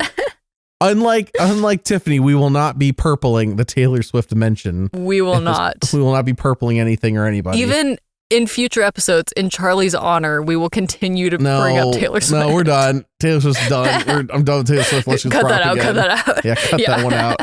All right. Charlie then talks. Okay, Charlie talks to Bill about the idol. By the way, earlier in the episode, I forgot to mention this. Dee was like, "Oh, I love Billie Eilish." Dee is ready. I don't know if maybe she legit loves Billie Eilish, because when Devin said it felt a bit forced. But I think Dee was like, "Oh no, I like Billie Eilish." Yeah, no, like legit. Like I didn't get the sense of fakeness, but she was ready. She was ready to like jump on. Oh, there's another artist. Oh, is Billie Eilish gonna come out here? Because I want to see Billie Eilish. Yeah, right. She almost looked like she was like, "Where's Billie? Where is she? Is she on the island? What's happening?" Which, she's like, ready. yeah. To be fair, like Billie Eilish in my just like sphere of what I see online, I feel like she's a much more recognizable name. So like, I mean, I don't think that they would actually fly her out to the island for Survivor, but like, yeah, that would be someone that it's like, oh, cool, we got Billie Eilish out on the island. Like, that's, I don't know, maybe more interesting. That could just be me. I don't know if that's true for other people, but yeah, I think Dee's reaction here was appropriate. I think what Rome said last week is the most likely thing to occur, and that is Billie Eilish showing up at the finale. I don't know if she'll sing, but just showing up at the finale and being shown. Yeah. So anyways, also when Sari flippin' told Rizgod about the extra vote, I was like, you might as well just announced it with a bullhorn. You might as well just post it on social media. Rizgod's going to tell everybody. I know I said that he's going to tell everybody, but she might as well have just like wrote it in the sand and like put it down. I don't know, like put it next to the fire for everyone to see. Like, what's the bulletin board there? Post it next to the Wi-Fi password that they put up on a past season. Because you know it's still got to be carved into that tree, right? They carved it. Did they? Probably. Maybe was it painted or carved? I forget. Painted, it's not there. Carved, it's still there. I think it might have been painted, actually. Okay. I forget, but yeah, I think it was painted. I wonder if they told these players to stop carving into the trees how many days they've been out there, because number one, it's embarrassing next to all the 39-day seasons. But also, it happens too often. The trees are all going to be destroyed with how many seasons counting the days. Yeah. No more carving, just paint. We'll give you paint only. Paint we'll only. give you all the paint you want. Yeah, just they're stop like, carving. Can we have rice? And they're like, no, you can have paint. You can have paint. Just stop carving into the trees how many days you've been out here. They used to do that. It used to always be 39 days being carved in these trees. That's a little embarrassing. You're out there looking at the Ghost Island count and you're like, even Ghost Island got 39 days? That season sucked. Oh my goodness. Right. I mean, I also wanted to say about this moment, like where Cirie is sharing her extra vote with Rizgod. I do wonder if this is going to be, because, you know, Cirie being one of the people who's been purpled, this is just absolutely devastating for my winner rankings.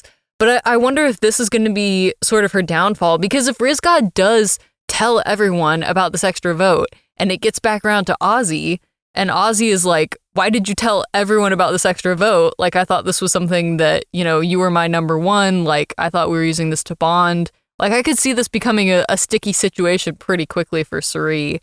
So be curious to see how this goes down once we're on a merged tribe. But yeah, I don't know. It's so unfortunate. I'm like, is this the one mistake that's going to take Cirie down? I guess we'll have to wait and see, but I hope it's not. But that's kind of where I think it might be going. I'm confused. I went on Billie Eilish's most recent post about her Hit Me Hard and Soft movie, whatever it's coming out. Top comments are like, you can't release a movie on stolen land. They want their land back. What the heck are they talking about? So this is a reference to... Okay, I might get details. I might get details wrong, but she won like a Golden Globe or something, and said something in her speech about like stolen land, talking about like Native American land that the U.S. has like taken over. But then people like researched and found out that the house that she owns is on like Native American land or something. Oh no! I don't know all the details, so I apologize for being vague. But it's something like that. So that's why she's been like kind of in hiding since that speech was, and that's what people are talking about, is they're just roasting her for that speech. Is this why she's not talking about but okay, I think it might be, to be honest. Post Paramount Plus commented.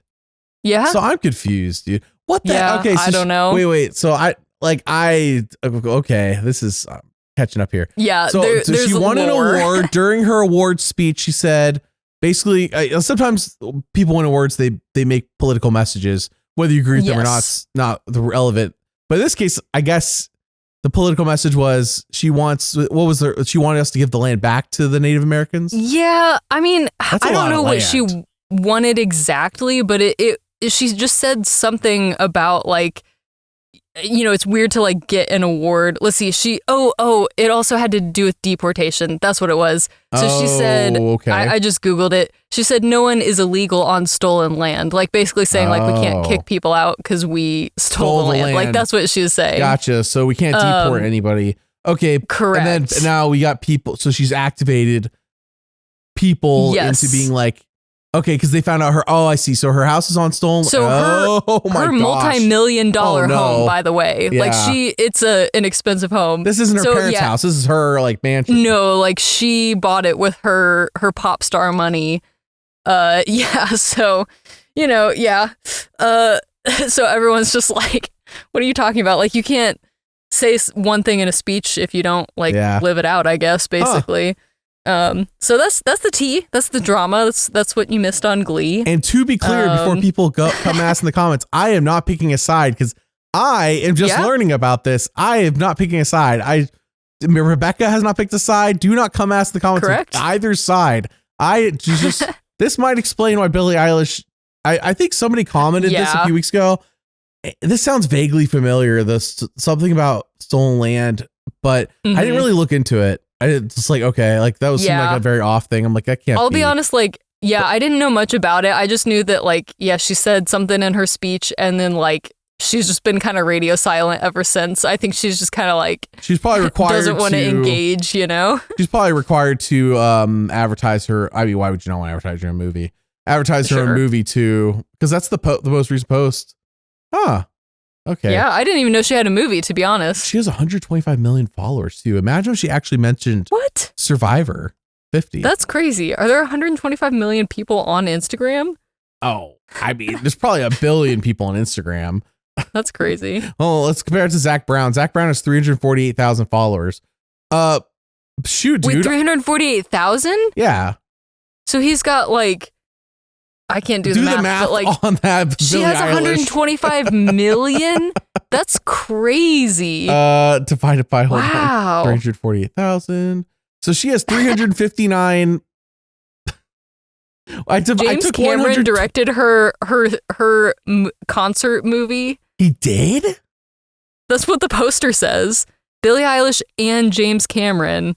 Is it a different James Cameron? I have so many questions about this. Oh, I think that's the James Cameron you're thinking of, because why else would you put that name up there like that? Right. Yeah. They're reinventing the concert experience, apparently. This is crazy. Okay. I have so many questions about this. I need to watch the trailer. That's the end of the Billie Eilish section of this podcast. If anyone wants to fill us into the comments with more details, I'm down. Yeah. Just know I'm still not picking a side, because I could clearly tell this is probably a minefield. That's why people are going off in her comments. Nope. I'm literally just curious. I do not have a say on this at all. Honestly, this is a Survivor podcast. We're out of our depth, but I have a 1,000 questions about what's going on. That's very curious. I wonder if she knew that before she said it about like where her house was located. I don't know. I mean, feel like that's something I would, if I knew my house was on and I was going to make that statement, I'd be like, I would probably want to double check myself before I said something like that. But then again, I've said some things in this podcast where I did not have all the research and I looked really dumb. So what else is new? I say this, but then, hey, we're human. Sure, everyone's done the same thing. We've all said something at some point where we didn't know all the facts about it. So to bring it full circle, celebrities are human. Yeah. That's where we started this podcast. Celebrities are people too. Yes. And it's really in the hands of the celebrity fans this season. If you think about it. Yeah. You're so right. When they said in the hands of the fans, they were correct, because celebrities are people too. Yeah. Oh my goodness. I hope everyone feels good about that. All right. So where were we in the episode? Ozzy is okay with blindsiding Christian. Christian wants Angelina out. I really thought Ozzy was going to be blindsided tonight. Mm-hmm. I really thought that's where this was going. I mean, frankly, it seemed after last week, and with the beginning of this episode where Ozzy's kind of freaking out, like that is kind of the logical next step. But like, as they're having all these discussions, I guess I never really felt like he was in danger. Like the conversation was always Christian, Angelina, Stephanie. Like those were kind of the three names that were thrown out. So yeah, that was interesting. I mean, I think it speaks to Ozzy's, or shall I say Oscar's, improved social game this season. Like I think that he's really trying to, be more mindful of like how he's being perceived and his relationships with people. And yeah, I think we're seeing it play out in his favor quite a bit here. So hopefully he can continue that. Someone just asked, did Cochran pass Tiffany for screen time this season? Dang. Devastating. That's so funny. No. I mean, maybe. So funny. Yeah. It's not a bad question at this point. Holy crap. Imagine if Cochran got some, they pulled confessionals out of Cochran from his seasons that went unaired because they just are so desperate for Cochran to be on Survivor again. Yeah. For new content. Yeah, just for new content. Basically this is our purple trap. I honestly thought going through tribal, I'm like, he's about to go. He's going to play his idol. He's going to go. Nope. Angelina went 4-1. Holy crap. That's not where I thought we were going. No. And I mean, I thought it was interesting. She was kind of talking on the way out or at tribal about how like in her original season, the swapped tribe, got down to 3 players, and then those 3 players were the final 3. So I don't know, like going into a merge with 4 players, and also I don't think these 4 players are necessarily as tight as those 3 players were. So I don't think it's going to play out the same way. But yeah, I don't know. It was just kind of, I guess maybe poetic that she said that and then got voted out. But also, I want to throw out there, Stephanie has played 4 times as Survivor. I don't think we're going to see a 5th time, though. What do I know? Stephanie has played 4 times Survivor. I wonder what the statistics on her in the pre-merge are. I know I said this, I think last week or 2 weeks ago, but like, I'm truly curious because I think she goes to tribal 80% of the time pre-merge. Being on a tribe with her truly is like, clench your butt cheeks. You're going to tribal. It's happening, whether you like it or not. And this is Palau aside. I know she went every single time in Palau. Even if you ignore that, Guatemala, Heroes versus Villains this season, the stats still aren't good. Palau just helps them go down. But like we thought Palau, what an outlier that season was. Apparently it's not. Yeah. I mean, it's crazy too, because like I don't think of her as being like particularly bad at challenges. Like she's not like out there losing the challenge for her tribe every time, but yeah, the numbers don't lie. Like there's something about it that I don't know. Yeah, it just seems like not a death sentence, but like a tribal sentence. Like you're gonna go to tribal. So I don't know. Chrissy is mad about getting skunked again on Survivor 50. She said, "Survivor in the hands of the bros." Yeah, well, because that is, I mean, how many of the people who have been skunked are women? I think it's all of them except for Devins, right? Devins is not a woman. Oh, I see what you mean. Sorry. That's what I'm saying. Yeah, everyone who's been skunked. Sorry, no, I misheard. That's what I was saying. Everyone who's been skunked except for Devins, I think, is a woman. So what is that, like 7 women who have been skunked? Isn't that wild? Because Devins is a production favorite. Jonathan got skunked too, so that's 2 guys. Okay. 2 guys, and then if you add Angelina, of course. So Angelina is 1 lady. Then you get Cerise, 2, Tiffany, Baba I think 6 women. Chrissy, Stephanie. Yeah, something like that. 6. Yeah. 6 women and 2 guys. Yeah. Which, like, I don't know that that's necessarily intentional. Like, I don't want to read too deep into that, but it is just kind of, it stings a little bit. Like, I understand why Chrissy's upset. Like, that sucks. You go all the way out to Fiji to film Survivor 50, and then she's got, 5 confessionals total up to this point, and has been skunked twice. Like, that's frustrating. I would be upset too. One of the things that Jeff says that you hear from players coming out of off Survivor the first time, and this is something I totally agree with, is that you should play your first time like it's your second time or like it's your last time. And I think that's just like perfectly sums it up, because your first time is honestly your best shot at playing a game where nobody knows who you are, and people are going to play their worst game of Survivor. People aren't playing their worst game of Survivor their second time. If anything, they're well equipped, they're better equipped, they got pre-game alliances, whatever. And I say it because Chrissy's best game was obvious. I mean, look at the stats now. It ain't happening again. She's not getting second place again, is what I'm saying. Her first time. Sure. And it's not just Chrissy. It's like, I think this is just a lesson for everybody. Besides, if you're playing with the Rizgod, just expect to lose. Ignoring that one, like a real thing is like, I think if you play your first time, go all out. Like it doesn't mean tank your game, or it does not mean like play stupid. It just means go all out. Like don't play a tepid game. Don't be like anxious. Don't be, go out there and just play as hard as you can the first time, because your second time, people are going to come with pre-game alliances. They're going to be better. Like your first time is your best chance of taking advantage of people not being good at Survivor. Like straight up, that's your best chance is your first time. Second time, people are not going to be as dumb at Survivor unless you're playing a fans versus favorite season. Right. Yeah. Like, that's the only chance you got.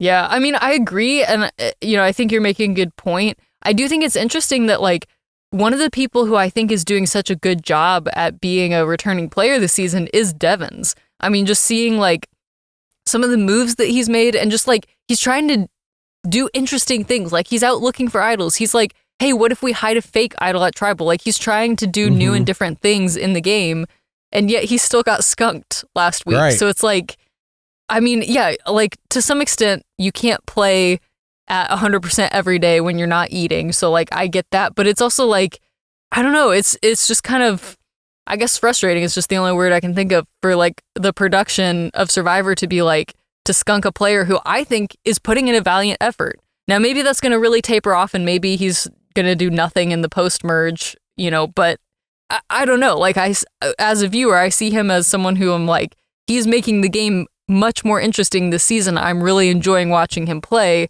So it's a very interesting decision to skunk him for an episode. So, yeah, I'm very curious why that decision was made. What do you think about Ozzy asking Christian for a shot in the dark and how this played out? Yeah, I mean, it's so hard because as someone who's never played Survivor, and I'm, just, new information. Hey, we're one of the podcasts that only features people who have previously been on the show. Oh, we don't do regular people here. Oh, man. You're fired.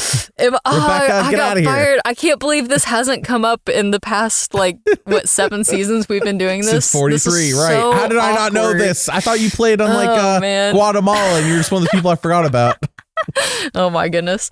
No, but so, for me, from my perspective, the shot in the dark is, not, I don't know. It doesn't hold that much weight because it's like what, a 1 in 6 shot of being safe, and you can't vote at that tribal. So to me, we've said many times a shot in the dark is worth less. Right. I think we joked about that last week. Like, what's the value of a shot in the dark? Right. So I mean, to me, like, if I'm in Christian's position and Ozzy's like, listen, I just want to build some trust, I'd say sure, because I'm not playing my shot in the dark tonight. I need to vote. So like, what's the harm in, even if Ozzy's lying to me and he's trying to blindside me, like, it kind of doesn't matter, because it's like, if I can do anything to build trust with him, especially after I blindsided him last night, like, I'm going to do that. So to me, like, because if Ozzy plays my shot in the dark, that means he's not voting. Right, exactly. I don't think you can play someone else's shot in the dark. Either, yeah, I could be wrong, but yeah. So like, you know, yeah. To me, if I'm in Christian's position, I don't know if I would have even hesitated. Like, maybe pretend to be like, oh no, not my shot in the dark, Rebekah. That's so precious. Could you even imagine? You just unlocked a new strategic thought in my brain. I don't know if it's allowed. Okay. What if you just collected everybody's shot in the darks? You're like, hey, like you talk to everybody one-on-one. You're like, hey, like I really want to be in alliance with you, but the only way I could truly trust that you're not gonna vote me off is if I have your shot in the dark. And people are just like willing to give it up because it's basically a worthless die to them. Like, well, I'm not gonna use this. Here you go. What if you collect everybody? You know, like 151 Pokemon style, like trying to collect them all. You collect all the shot in the darks. And you're like, Jeff, and you're like, can I trade the shot in the darks for an idol? I have all 18 just of them. walking with a handful of dice. Not a handful, a bag full of dice. And you're like, Jeff, can I trade these for an idol? I have, what's the value? If I have 6 of them, because a 1 in 6, if I have 6 of them, is that worth an idol? Yeah. Because I have 18 of them. Can I get 3? Get Jeff to put a monetary value on the shot in the dark. I mean, honestly, I think if you go around and ask everyone for their shot in the dark, you're going to get voted out immediately because people are going to talk and like figure out that that's what you're doing. Not if I trade in 6 of them for an idol. Well, yeah, but like, I guess you have to talk to everyone right before tribal. Like, don't give them a minute to go off and talk to each other. They're like, hey, Rebekah just asked me for my shot in the dark. Rebekah asked me for my shot in the dark too. Did you give it to her? Yes. Did you give it to her? Yes. Oh, and they're like, by the time everybody connects the dots, Rebekah has everybody's shot in the dark. Yeah, I feel like everyone would just be confused at that point. Like, why? What are you collecting these for? And then I'm just like, I don't know. I just wanted some souvenirs. Big brain play, Jeff. You said 1 in 6 for one of these, right? So theoretically, all 6 of them. Yeah. Listen, the logic is there. I'm sure the math isn't there, but the logic is. Yes. Just imagine like collecting them all and like just the power you wield. Like worthless because you can't play any of them, but the power you want your shot in the dark back.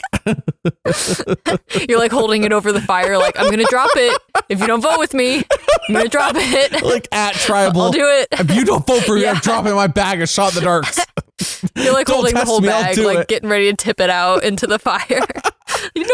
Remember the one time on 45 when the season where they actually were being inventive about how the Beware advantage worked? And Tobiah had to like burn the I think it's how you say her name. Yeah, the candle. Burn the candle, burn the wax to get the idol out of it. That was so fun. That was such a good idea. Also, they were really ticked that she did that at tribal. They totally meant for her to do it at camp. Yeah. But she did it at tribal, and Jeff was not happy about this. But it was so funny because they like didn't have Flint the whole time. If I recall correctly. So like, how is she supposed to do that? They didn't have Christian out there making fire with his glasses. So like, yeah, what are they going to do? She's got to do it at tribal. It's the only place she has access to fire. To me, it's just crazy. They'll have like great ideas like that, but it didn't go the way they wanted. So they just don't do it again. Instead of like, how can we do this better next time? It's just like, let's just not do it again. But it was just a good idea the first time. I really liked there's an inventive way of getting your idol out of wax, for example. Like, oh, what a good idea. Like nothing's actually stopping you from getting it besides other people seeing you get it, I guess. Like, oh, she was inventive about it, and they were just like, you could just tell. Like, I remember us talking about it. Jeff was not happy about the fact that it was at tribal. It was never meant to be at tribal, but I never made a rule against it, so I guess I have to let it happen, kind of thing. Totally could tell it's what was happening. Because when Jeff really likes something, he'll like lean into it and like be all smiles, like, what? That's awesome. But when he's not, it's kind of like he like almost ignores it in the end, it seems like. So I say all that because Jeff this episode was being a little cheeky. Go tribal. And Jeff's over here doing imitations, impressions. If I was there, I would have asked, well, wait, hold on. If you were there, who would you have asked him to do impression of, Rebekah? Ooh, that's a really good question. I think maybe like Johnny Fairplay. I bet you Jeff wouldn't be left in the show. That would be cut. You don't think so? That would be cut. But, Everyone he did was I would 50. get to experience it in real life. I bet Jeff turns that one down. I don't know. Also, what is an impression of Fairplay? That's what I'm saying. Like, I just want to see what Jeff's interpretation would be. I was trying to think of like the most chaotic player. You gotta give him somebody who has a very distinct personality that Jeff likes. So like a Tony Vlachos or a Boston Rob. You know? Sure. Oh, he would do Boston Rob impression in a heartbeat. Oh, for sure. He was probably waiting for them to ask. He's like, just say the word. Someone ask me. Just say Massachusetts Robert or whatever, and I'll do it. Yeah. I'll say it. Yeah. You gotta give him somebody that he likes, or somebody who's on 50. Okay. I think it's who would you ask Boston him Rob. to do? That's what first thing. Okay, sure. Because number one, I know he would oblige, and number two, it'd be hilarious to see. Actually, I know some people might have cringed during this. The rap, but like this was fine. This was fun. I didn't mind this at all. As like the rap, I'll agree, was very cringe. This was also a little cringe, but like I just have to say, I think I'm just really appreciating how much Jeff is enjoying this season. Like, I don't know. I like it when Jeff tries new and different things and like we get a little more personality from him. Like, I'm a fan of it. Like, I don't know. He's been doing this for so long. He's such an important part of the show. I'm like, yeah, let's give Jeff a minute to do impressions. Sure. But also it's fun because of course I'd have to rewatch Tribal now to guess.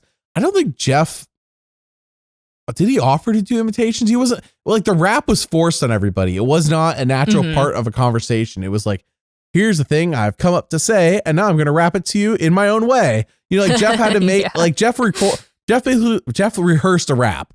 In this situation, I don't think Jeff rehearsed that he was going to do imitations or impressions. No, this felt very in the moment. I do think he started doing the first impression unprompted, and then everyone like gave him a big reaction. So he was like, okay, let's keep doing this. Yeah, let's keep this ball going. Yes, it did not feel scripted at all. No. Or not scripted, but like pre-planned, you know what I mean? Right. Yeah. The only rehearsed thing I like that Jeff does, besides saying 39 days, 20 people, one survivor or whatever, when he's on top of like a mountain.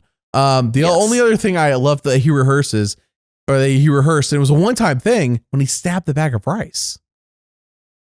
Dude, yes. That was rehearsed. That was awesome. He said they tested out different methods, different knives. I'm like, but that was the one time where I'm like, good. And he was like, because he was, I don't know if aggressive is the right word, but like, he was very forceful. He was like, let's stab a big enough hole in this bag of rice that like, you have to make a decision quickly. And I loved that. That was one of the most iconic moments in recent seasons. Like, more of that. I think that was the last time too that people actually negotiated for rice. I think it peaked there and it never happened again. I know 47, they trade the shot in the darks. 48, they're like, we're not interested. 49, they're not interested. I forget if 46 traded for rice. I don't remember. But 47 through 49 didn't. And I wonder if we're going to get it this season, you know? Yeah. Well, Angelina's gone now, so she would have been the one to try and negotiate something. Yeah. I don't know. If she did, it would have been forced and not funny. The lacking self-awareness is what made her so funny the first time. So anyways, Christian does give Ozzy his shot in the dark. All that to say, that whole tangent we went on. Oh, right. Is that what we were talking about? Yes. This is what happens when there's no third person on the podcast. We get way off track. Rabbit trails. But hey, that's the name of the game, huh? So Christian ends up giving him the shot in the dark. And I thought for sure Christian was going to blindside him with that shot in the dark in his pocket. He didn't. I'm surprised. I am surprised. Yeah. I don't know. I guess I never really felt like Ozzy was super in danger, just given the conversations that we were seeing. And even like little things like last week, Emily, even though she didn't tell Ozzy about the vote, like, it is clear that she really wants to work with him. And like, even Ozzy said at the beginning of this episode, like, yeah, Emily was trying to kind of give me hints before we went to tribal. And so, like, it's clear that, like, she is looking out for me more than Christian is. So I think, like, Ozzy just has more relationships with people. Like, or I think he has enough that it would prevent him from really being a target. At least that was my interpretation of, like, how things went down this week. But yeah. And then Angelina goes home. It's like, yeah, that makes sense, I guess. Sure. Well, I'm glad that we had a double tribal, because had Purple been the one to go tribal again this week, oh, what a disappointment that would have been. So we go to the next tribal, and Devins is buttering up Rizgod at tribal. By the way, was this tribal not the entire thing was about Rizgod? The entire thing that we saw. The whole thing. Yeah, it was. That's why I was nervous. Like, I was like, because I didn't really think he was going to get votes given, or that he was going to go home given what we had seen of, like, conversations up to this point. But yeah, we saw him before they go to tribal bragging about how well he did on his previous season, 49. And then we go to tribal and it's all about him. And I was like, is he going to go home tonight? Like, I don't know. It's just so interesting. He got so much focus tonight. You can't vote off the Rizgod. I thought we learned this. That's why I was trying to opening the podcast with. This is a lesson. Yeah. Just don't bother. Just take him to final 3. Just go with him to final 3. It's okay.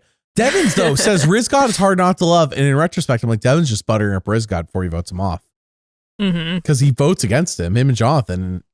Yeah, which is interesting because, like, the jury hasn't started yet. So, I mean, I don't know. Like, yeah, it is interesting. Like, he wasn't trying to do jury management. Maybe he just genuinely was trying to, like, smooth things over, like, on a personal level before voting him out. But, yeah, I don't know. That was interesting. And then, at the end of the vote, like, Devins gives Rizgod the credit for it. He turns to him and says, good job.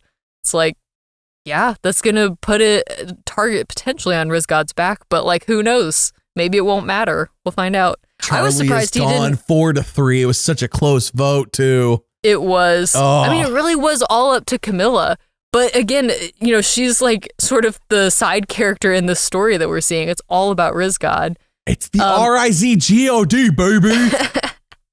I'll be honest, I was expecting him to pull out his idol at tribal and just tell everyone, like, I have an idol, don't vote for me. I was, like, kind of surprised he didn't, because everybody knows about it, or most people do at this point. I don't think he's going to do it, because at camp, Devin said, like, hey, we heard from Savannah that you fake idol played a bunch of times. And so the fact that everybody knows the play kind of ruins it. Almost would have been epic if Rizgod came back for the season without Savannah. Because then he could have done everything he wanted to do without anyone ruining what he did last time. Yes, but also I wonder if when Devin said that Savannah told them all about this, like, is it truly from Savannah, or was it just, like, other people on the cast talking before they went out to film 50? This? Oh, from 49, you mean? Yeah, like players from 49 telling players on 50 before they went out to film 50. Because I think that's how Savannah being a winner got leaked, it's right? It's true, yes. So, yeah, like, I have to assume that even if Savannah didn't tell them, like, they all knew, like, hey, Rizgod was making a bunch of flashy moves with fake idol plays, like, all season. Like, I have, like, there's no way that the cast of 49 wasn't talking about that, And as we learned from the Survivor 49 cheating scandal, which you got to check out the video on if you don't know all about, the Survivor 49 cheating scandal is that cast can't not talk. That's what we learned, is that they can't shut up. And therefore, that's why all that nonsense happened. It is, and to think that we only got the tip of the iceberg, and the tip of the iceberg deleted their video, even though I'm like, actually, I know the tip of the iceberg, like, there's no reason to delete it if you're telling a lie, right? I don't know. Maybe, maybe there is more of a reason. Yeah, that's a bad. See, that's what I mean. Like, I didn't really think that through before I said it. It's definitely a reason to delete if you lied. But the point is that the 49 cheese scandal is just insane, and there's way more to it.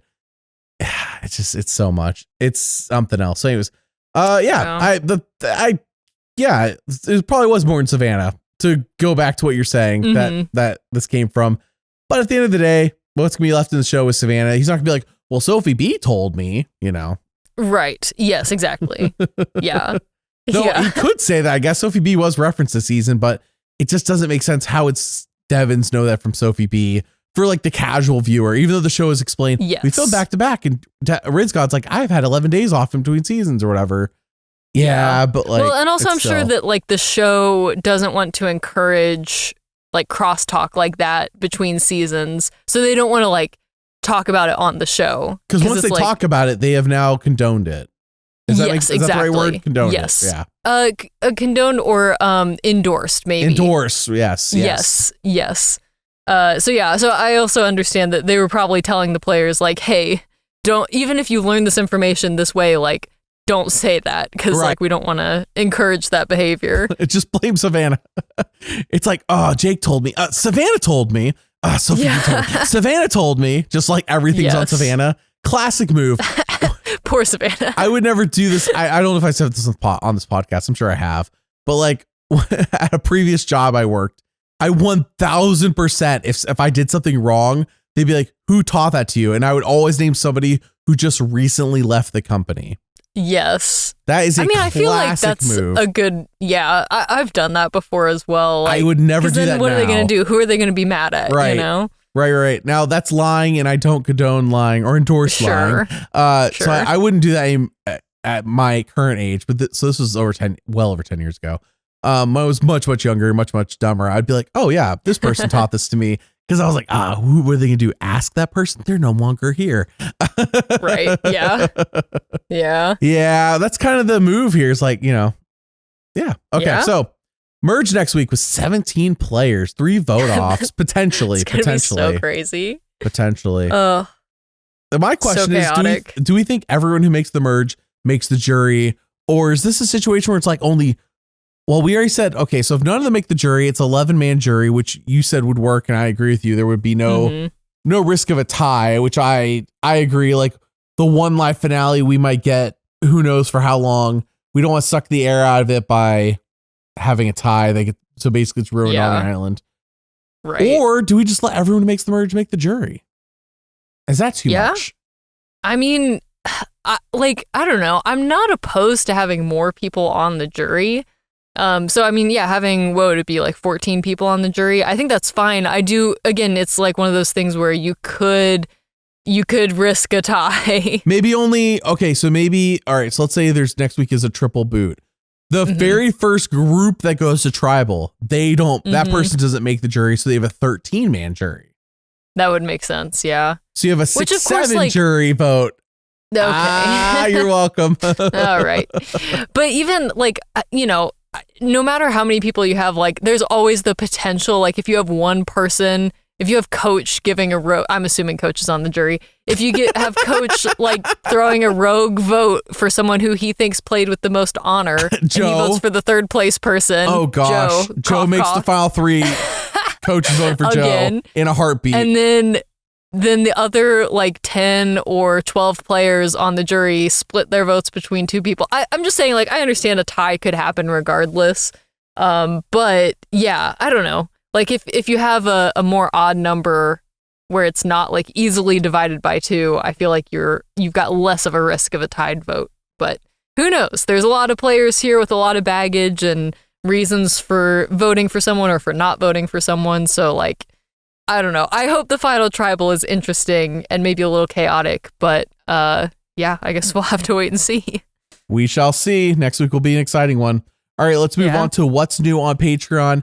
As we mentioned earlier in the podcast, Patreon is how we steer away from all the gambling ads and everything else, all these garbage sponsors that reach out to me.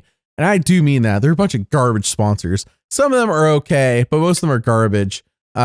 Just like straight up. Like I can't believe the kind of stuff. Like a trash collection agency is trying to sponsor you? I would pick that over most of the stuff that like tries to actually sponsor legit things. If just trash, man. Anyways, thank you all for supporting us. Link in the description. If you want to pick what videos I make, that's the place to do it. Right now, here's a few videos are up there, like the Jeremy Collins story video, Mike Holloway, Natalie Anderson. I got a video of who should be on the Traders All-Stars.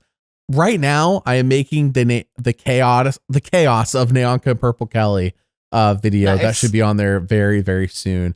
That's a fun one because Really, it's crazy. Talk about confessionals. Naoka had the most confessionals of Nicaragua, and she was 9th place. Oh my goodness, right. That's crazy. Yeah, Purple Kelly though. On the flip side, yeah, it's Purple Kelly for a reason. So yeah. All right, well, let's move on to winner analysis. Tomorrow, Madison and I will be ranking all 17 remaining players, but tonight Rebekah and I are just doing our top 3 since Zach Brown can't be ranked number 1 anymore, unfortunately. Yeah, it's unfortunate that they decided to purple him this week. Well, that was forget Bob Aviv. Zach Brown being purpled hurt me the worst. That was the hardest. Yes. Yeah. You hate to see it happen to your heroes, yes, you know? Oh, man. All right. So, Rebekah, who's your number 3? Oh, boy. Honestly, like the amount of people that have been purpled this season, I feel like I'm scraping the bottom of the barrel for my third place. Yeah. Wow, like okay. I feel pretty good about my top 2. But my third place, I'm like, I don't know. So I put Ozzy at number 3. Really?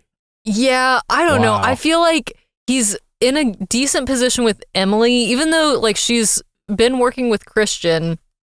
I could see her potentially flipping to work more with Ozzy. We know he's tight with Suri, who's currently in a 4-person alliance. So I could see Ozzy getting pulled into that pretty easily.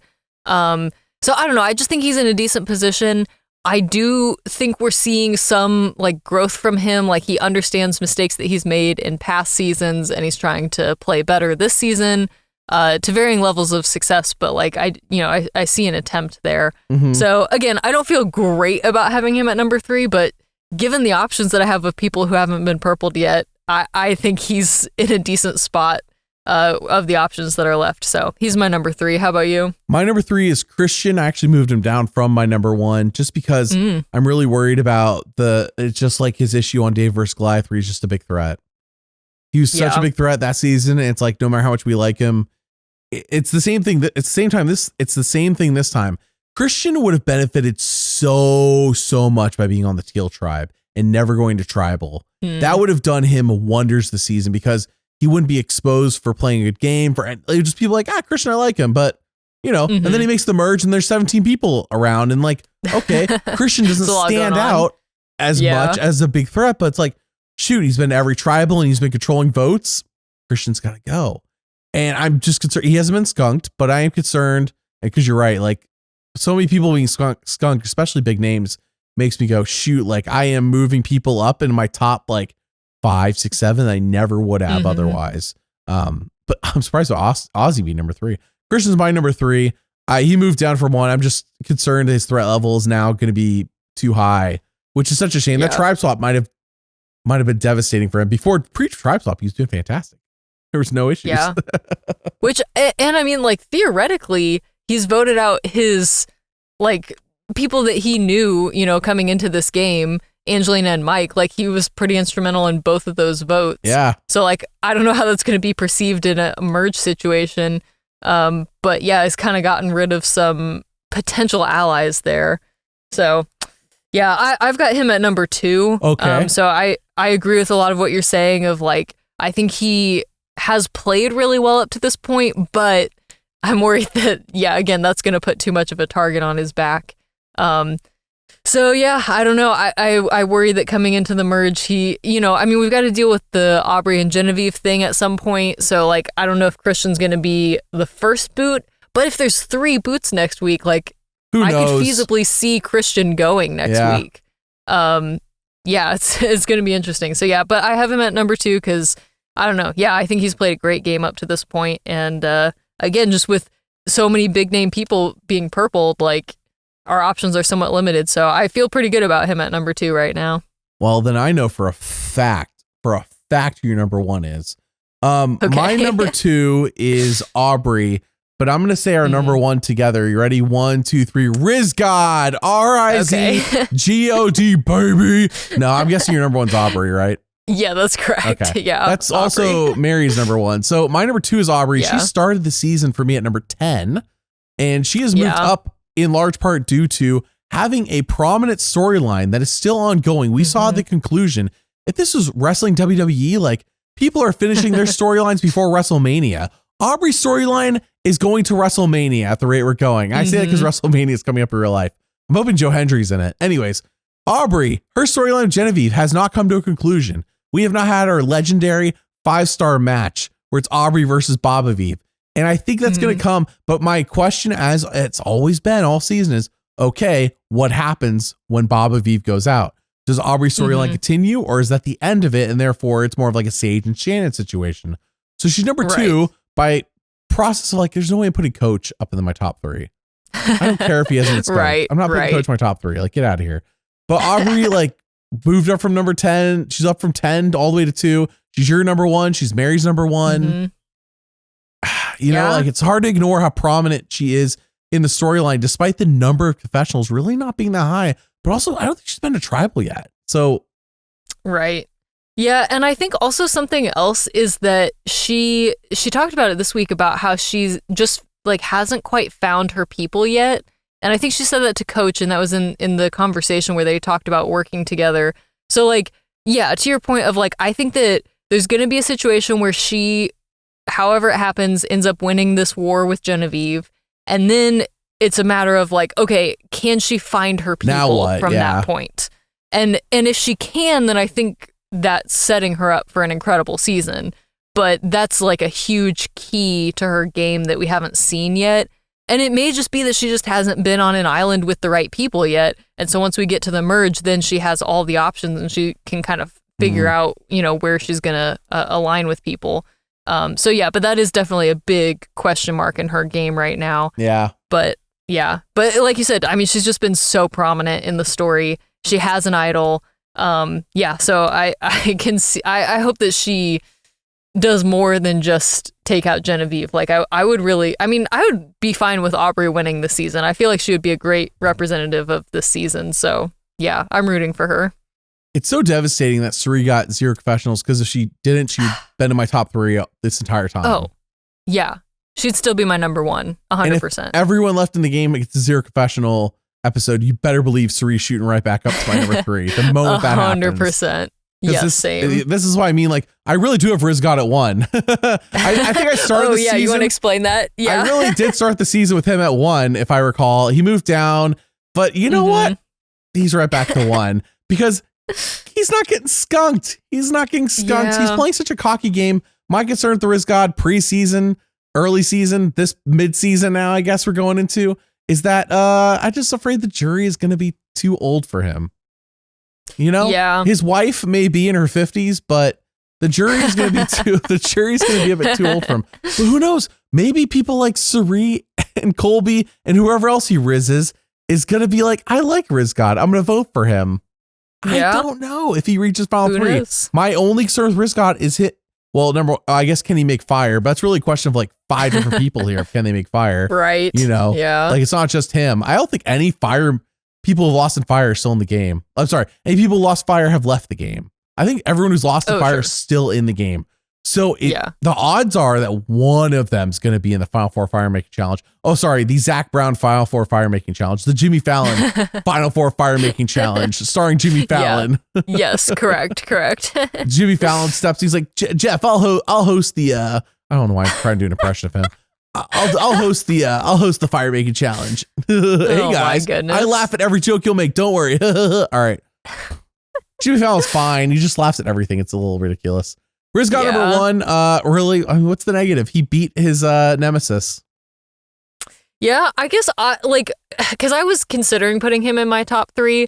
I think my concern with him is just that he's playing too flashy of a game, and it worked for him in 49. I'm just worried it's not going to work ultimately in this season because you have so many players who are like I don't know if the players on this season would be like, yes, the person that we're going to pick to represent Survivor season 50 is a person whose season we haven't even seen yet. Yes. Like, we don't even know how he was portrayed in his season, but we're going to choose him to like represent everything that Survivor is after 50 seasons. I just don't see that happening.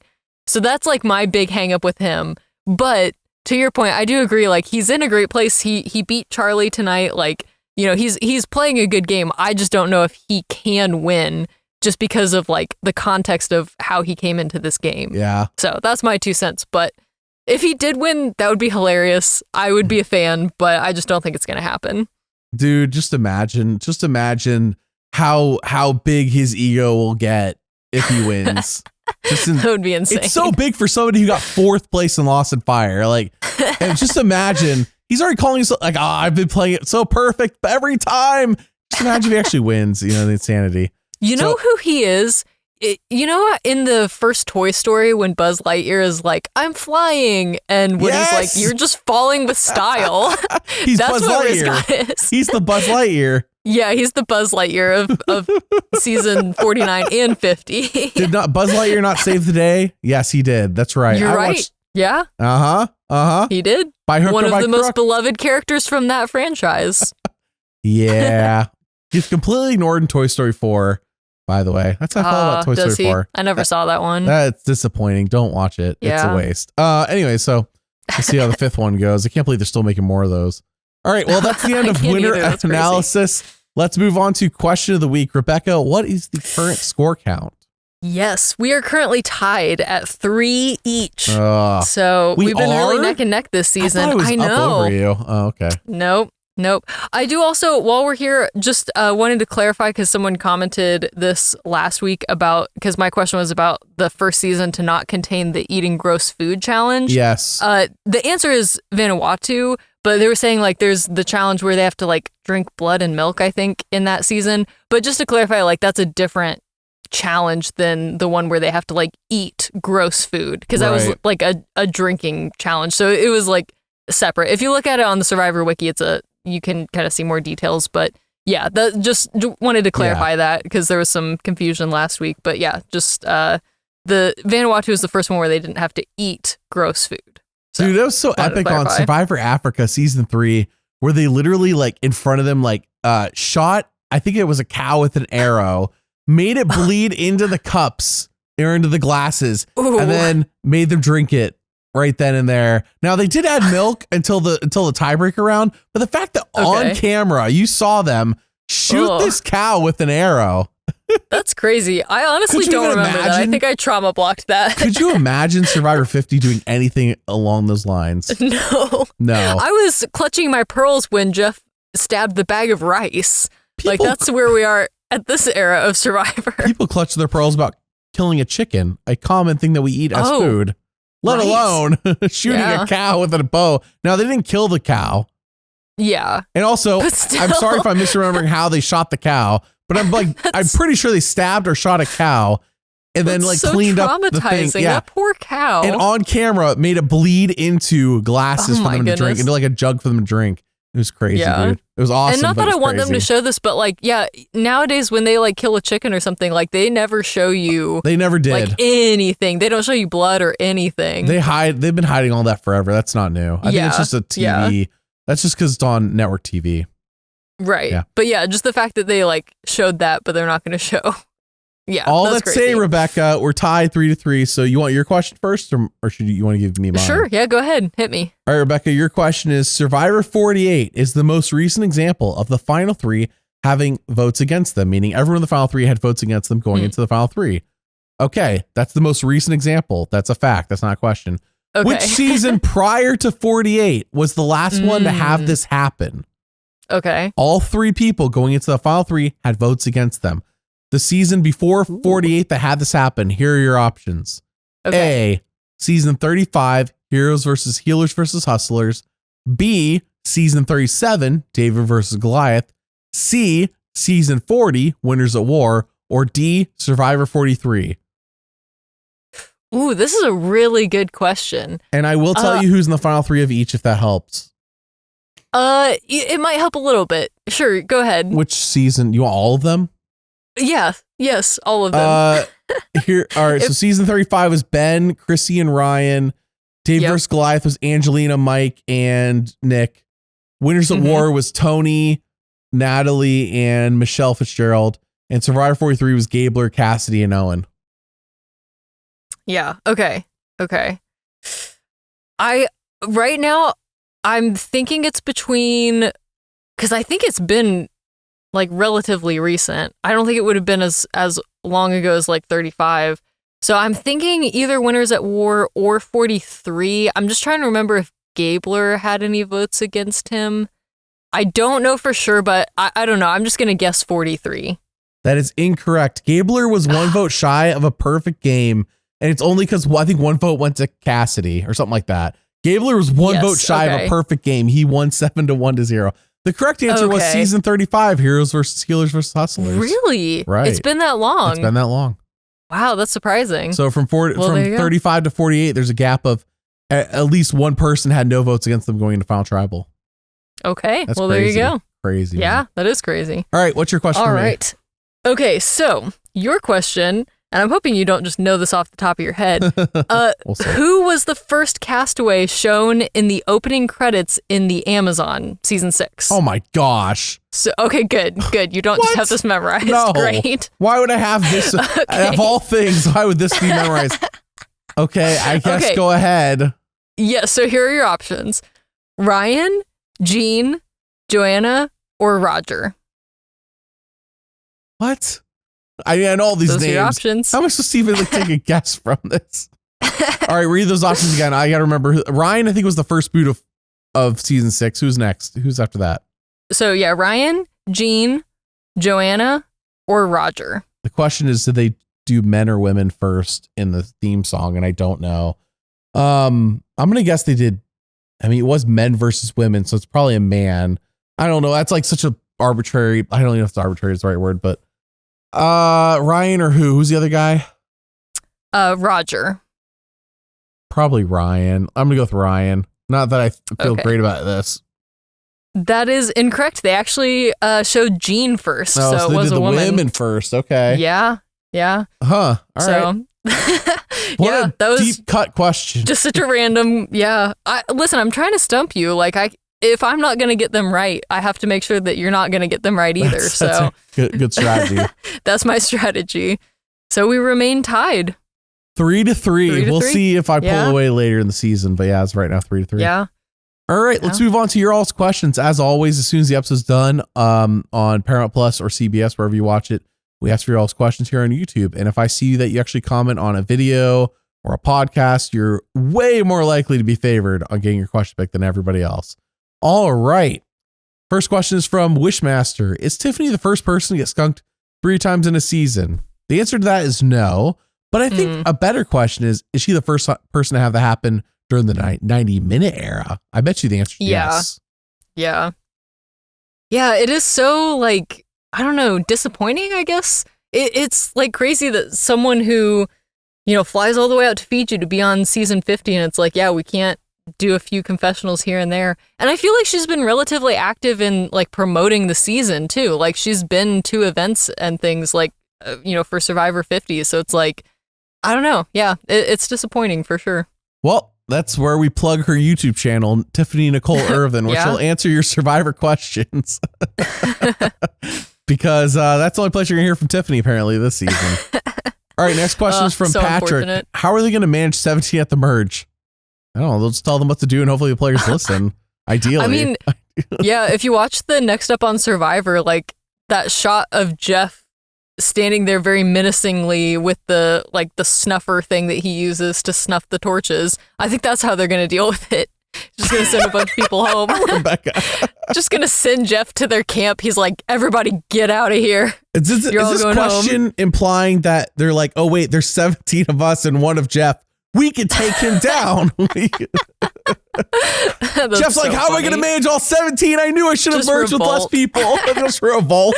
Oh my goodness. Just like they get out of hand because they're like, our numbers are larger than their numbers. Oh my goodness. Never mind the 100 crew members behind the cameras that we never see. Yeah. Never mind them. Well, they need to know their job is to stay behind the camera. Okay. They're supposed to film. Yeah. Don't not get involved. Just That's film not everything. Your job. Right. It's just get a close up of everybody jumping Jeff. You're interfering with the game show. If you step in, they can jump Jeff if they want to. True. Rome if you want to. Jump Jeff if you want to. All right. Oh my goodness. Corey asks, Charlie's edit was very one note. That's not really a question. Charlie's edit was very one note, though I suppose it's better than Tiffany's 0 note edit. Oh, yeah. I mean, I think it was, but also to be fair, it seemed like Charlie was pretty intensely focused on that one thing. Like, obviously all we're seeing is the edit, but like I wouldn't be surprised if that was all the material he gave them to work with. Because he was just talking about that one thing. And he didn't want to talk about Taylor Swift because he was tired defending that from last time. Yeah. Yep. Yeah. Next question from Hope. Is Oscar growing as a person? I think so. I think we saw that a little bit tonight. Just in, the apology, the trying to, reconcile, like understanding, hey, like, I might have overreacted. Let's see if we can mend some fences. Like, I think that's a very, mature approach and definitely like a newer, better version of him than what we've seen in the past. Isn't that just the way it works as a person? Though? Like you get like Oscar's getting worse at challenges, right? But he's growing as a person. It's like, isn't that the truth though? Like the older I get, the wiser I am, but the way worse I am at like physical. So real. Like I could not play sports the way I did when I was in my, early 20s as a teenager or whatever. It's like, but I'm so much smarter and wiser now. Or am I? Yeah. Yeah. Next question from Just Kyle. Do you think Colby is getting pulled or quits next episode? Oh, they said that confessional was random about his foot and it reminded me of Bai from 37 right before she quit. Interesting. I don't know if I could see Colby quitting. No, he's full tilt. He said it multiple times this season. Yeah, I could definitely see him getting pulled because, it seems like there's maybe multiple things going on because we heard about his foot or his ankle or whatever tonight. And like you said, we also saw him probably get a concussion last week. So like, I wouldn't be too shocked if he gets pulled, but I don't see him quitting personally. Next question is from Anthony. What was your favorite of the 3 impressions that Jeff did? I think Christian's was my favorite. Maybe partly just because Christian was there while he was doing it, but it was pretty spot on. I don't know. It was, that was my favorite personally. What about you? I think Jonathan's. Yeah. And then the fact that Jonathan's then at the next tribal, unaware that Jeff had just imitated him, and he's doing Mr. Jeff. Yeah. Mr. Jeff. Yeah. He almost like said exactly what Jeff said. Right. Yeah. Yeah. Last question is from Real Team Wall. What about Genevieve? What about Genevieve, huh? Yes, that's such a good question. What about Genevieve? I could tell you, it's been successful. Saying Bobavive has really taken me off of the drug that was screaming, what about Genevieve? Nonstop. It was like, truly, it was getting out of hand. I had a problem. I needed to go to rehab. Yeah. They tried to tell me to go to rehab and I said, no. Okay. That's a song. Know what that's a reference to. That's a song. Oh, okay. It might be Amy Winehouse, I think. Oh, okay. Yeah. Nice. Yeah, there's I other only people listen than to Taylor Swift. Yeah, I don't know any other music. There are other artists than Taylor Swift. Not that I'm endorsing Amy Winehouse, but yes. There you go. I've heard that there are other artists. I just don't listen to them. Yeah. I've heard of these. Billie Eilish's one. Did you know that? Zach Brown? Oh. You didn't hear about them till Survivor 50, I bet. That's your first. That's how I found out. That was your introduction to other music. You're like, my parents lied to me. There's other artists. Oh my goodness. All right. So Rebekah, let's do this. Yes. Movie review time. Since you're going to be gone next week, we had you double up because this should have been my week. I'll do my movie next week, but your movie, we'll do another one with you this week. So Rebekah, what movie are you reviewing? Yeah. So this week I'm talking about Pride and Prejudice, the 2005 movie with Keira Knightley and Matthew McFadyen. Also just like an incredibly stacked cast. Rosalind Pike, Jenna Malone, Carey Mulligan, Donald Sutherland, like just so many incredible actors in this movie. But yeah, I figured, I can't believe it took us this long for me to talk about this movie. I am envious you have this on 4K. I want to watch it in 4K. Dude, yeah, this is like, frankly, it's such a beautiful movie. And I know I've said that about like several other movies that I've reviewed. This but, one is beautiful though. It's so beautiful. I got to see this movie in theaters, not when it first came out. I didn't discover the movie until later, but they re-released it last year in theaters for the 20th anniversary, which I can't believe it's been 20 years. But yeah, I got to go see it in theaters, and like, this is a movie that if you get a chance to go see it in theaters, I highly recommend it because it's just so beautiful. It's shot on film. It's 2005, so that wasn't super uncommon, but the cinematography is just gorgeous. Oh my gosh. The setting is gorgeous. The dance scenes are so fun and just beautiful. You all heard me last week say that Little Women is whatever for me. I think are these both Jane Austen like novels adapted to film? No, Little Women is Louisa May Alcott. My apologies. Pride and Prejudice is Jane Austen. Yeah. This is one of those rare films that Mary showed me where I was like, dang, dude. I was like, they did a really good job with this. This is excellent. I'm like, if they ever try to remake this, there's the bar's too high. Yes. The bar's too high. And, this is such a classic story. There's been a million adaptations of it. I've seen most of them, not all of them, but this is just by far my favorite. It's one of those things like the story of Pride and Prejudice is such a classic that there's so much like pressure to tell the story well. And I think this movie really encapsulates that. Like they just do a really good job of capturing all the characters. This might be a hot take, but I have seen the BBC miniseries, and I know that these are kind of the two. These are the two main versions, and everyone feels very strongly about which one is better. Personally, the movie. I think that the miniseries is too long. Yes, I don't have 6 hours. Thank you. I get it. The scene where Mr. Darcy goes swimming. I understand. I hear you. But this movie, in my opinion, it does such a good job of like capturing all the elements of the story, developing the characters well, and it doesn't drag on too long. Like you only need, I don't know exactly how long it is, like 2 hours, I think. Like that's the amount of time that you need to tell the story, and I think this movie does it beautifully. Rebekah, Mary made me watch the TV show first, which we own both on Blu-ray. We watched the TV show from the 90s as well, and Mary's like, you need to watch the TV show first, because if I show you the movie, it's going to ruin it, and then you're not going to want to watch the longer TV show. So we watched the TV show, and I was like, oh, okay. I mean, that's pretty good. I liked Mr. Darcy more, the guy who plays him more. Colin Firth, I think. Colin Firth, yeah, I'm pretty sure. Yes, I like Colin Firth more than Matthew McFadden in the movie. That's the only part I thought the TV show was superior. But then we watched the movie, I was like, oh my gosh. I'm like, it's so beautiful and so well told. And like the story is very, like as you said, the TV show's longer, which is like watching Lord of the Rings Extended Edition. Like, sure, if I already loved the source material, I want the whole thing. But in this case, I don't even know the source material. I'm just looking to be entertained and have a well-told story. And I feel like the movie did that. Yeah. And I also just want to say for the record, I read the book first before I saw the movie or the miniseries. So like I read the book. I do think the miniseries has more of like maybe dialogue or just, more scenes from the book. Like it's longer, so they just have more time to like include more. But I still prefer this movie because I think it's just tighter.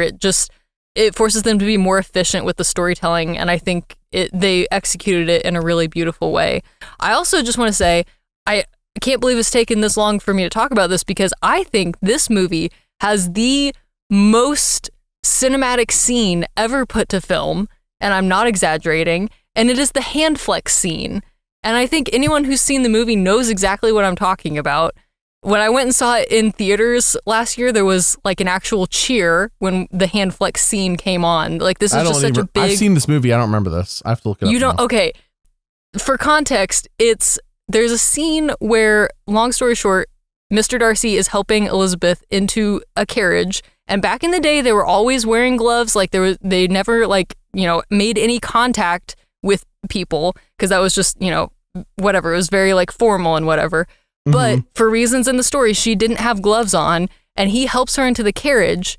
And then he walks back inside, and we just get this shot of him like flexing his hand. And it's just cinema. I can't describe it. You got to go rewatch the scene. I'm sure Mary knows what I'm talking about. So if you just ask her, like, she'll be able to show you the scene. I just watched it on YouTube again. I don't.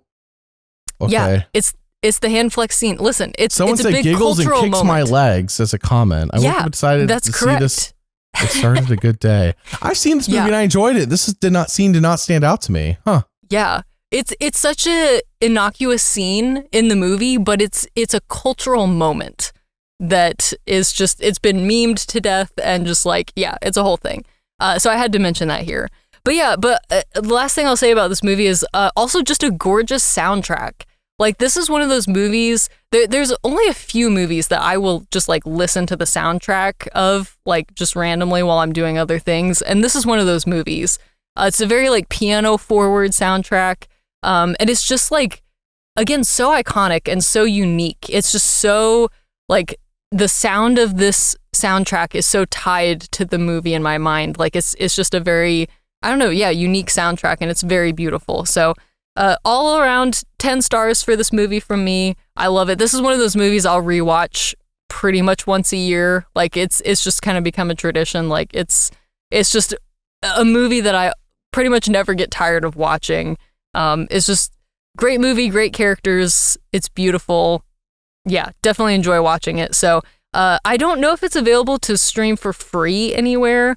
I was looking at this earlier, but even if it's not, if you have to buy it, it's totally worth buying. It. Yeah. Yeah, or rent it. But like, honestly, I mean, I guess it depends on if you like this type of movie or not.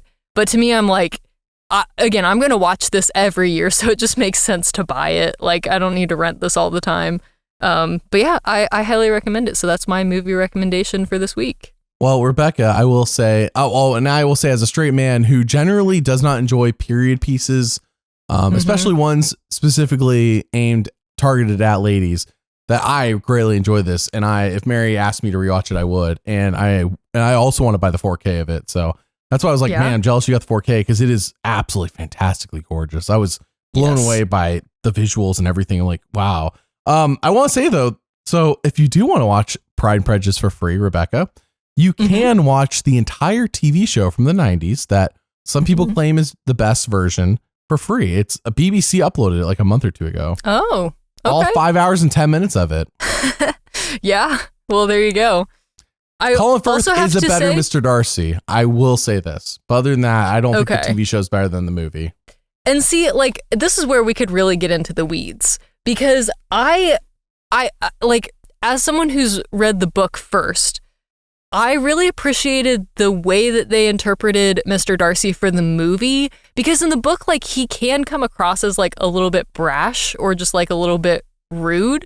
And like, you know, that's kind of the tension of the story. But I think in the movie, they gave him, it's like a little more nuanced. It's almost more of like, I don't know, like he almost comes across as more like, I don't know if autistic is the right word, but just like a little socially awkward, basically. And it's just, it like humanizes him or like makes him a little bit more likable when you understand like, oh, he's trying his best. Like he's just struggling like with the situation.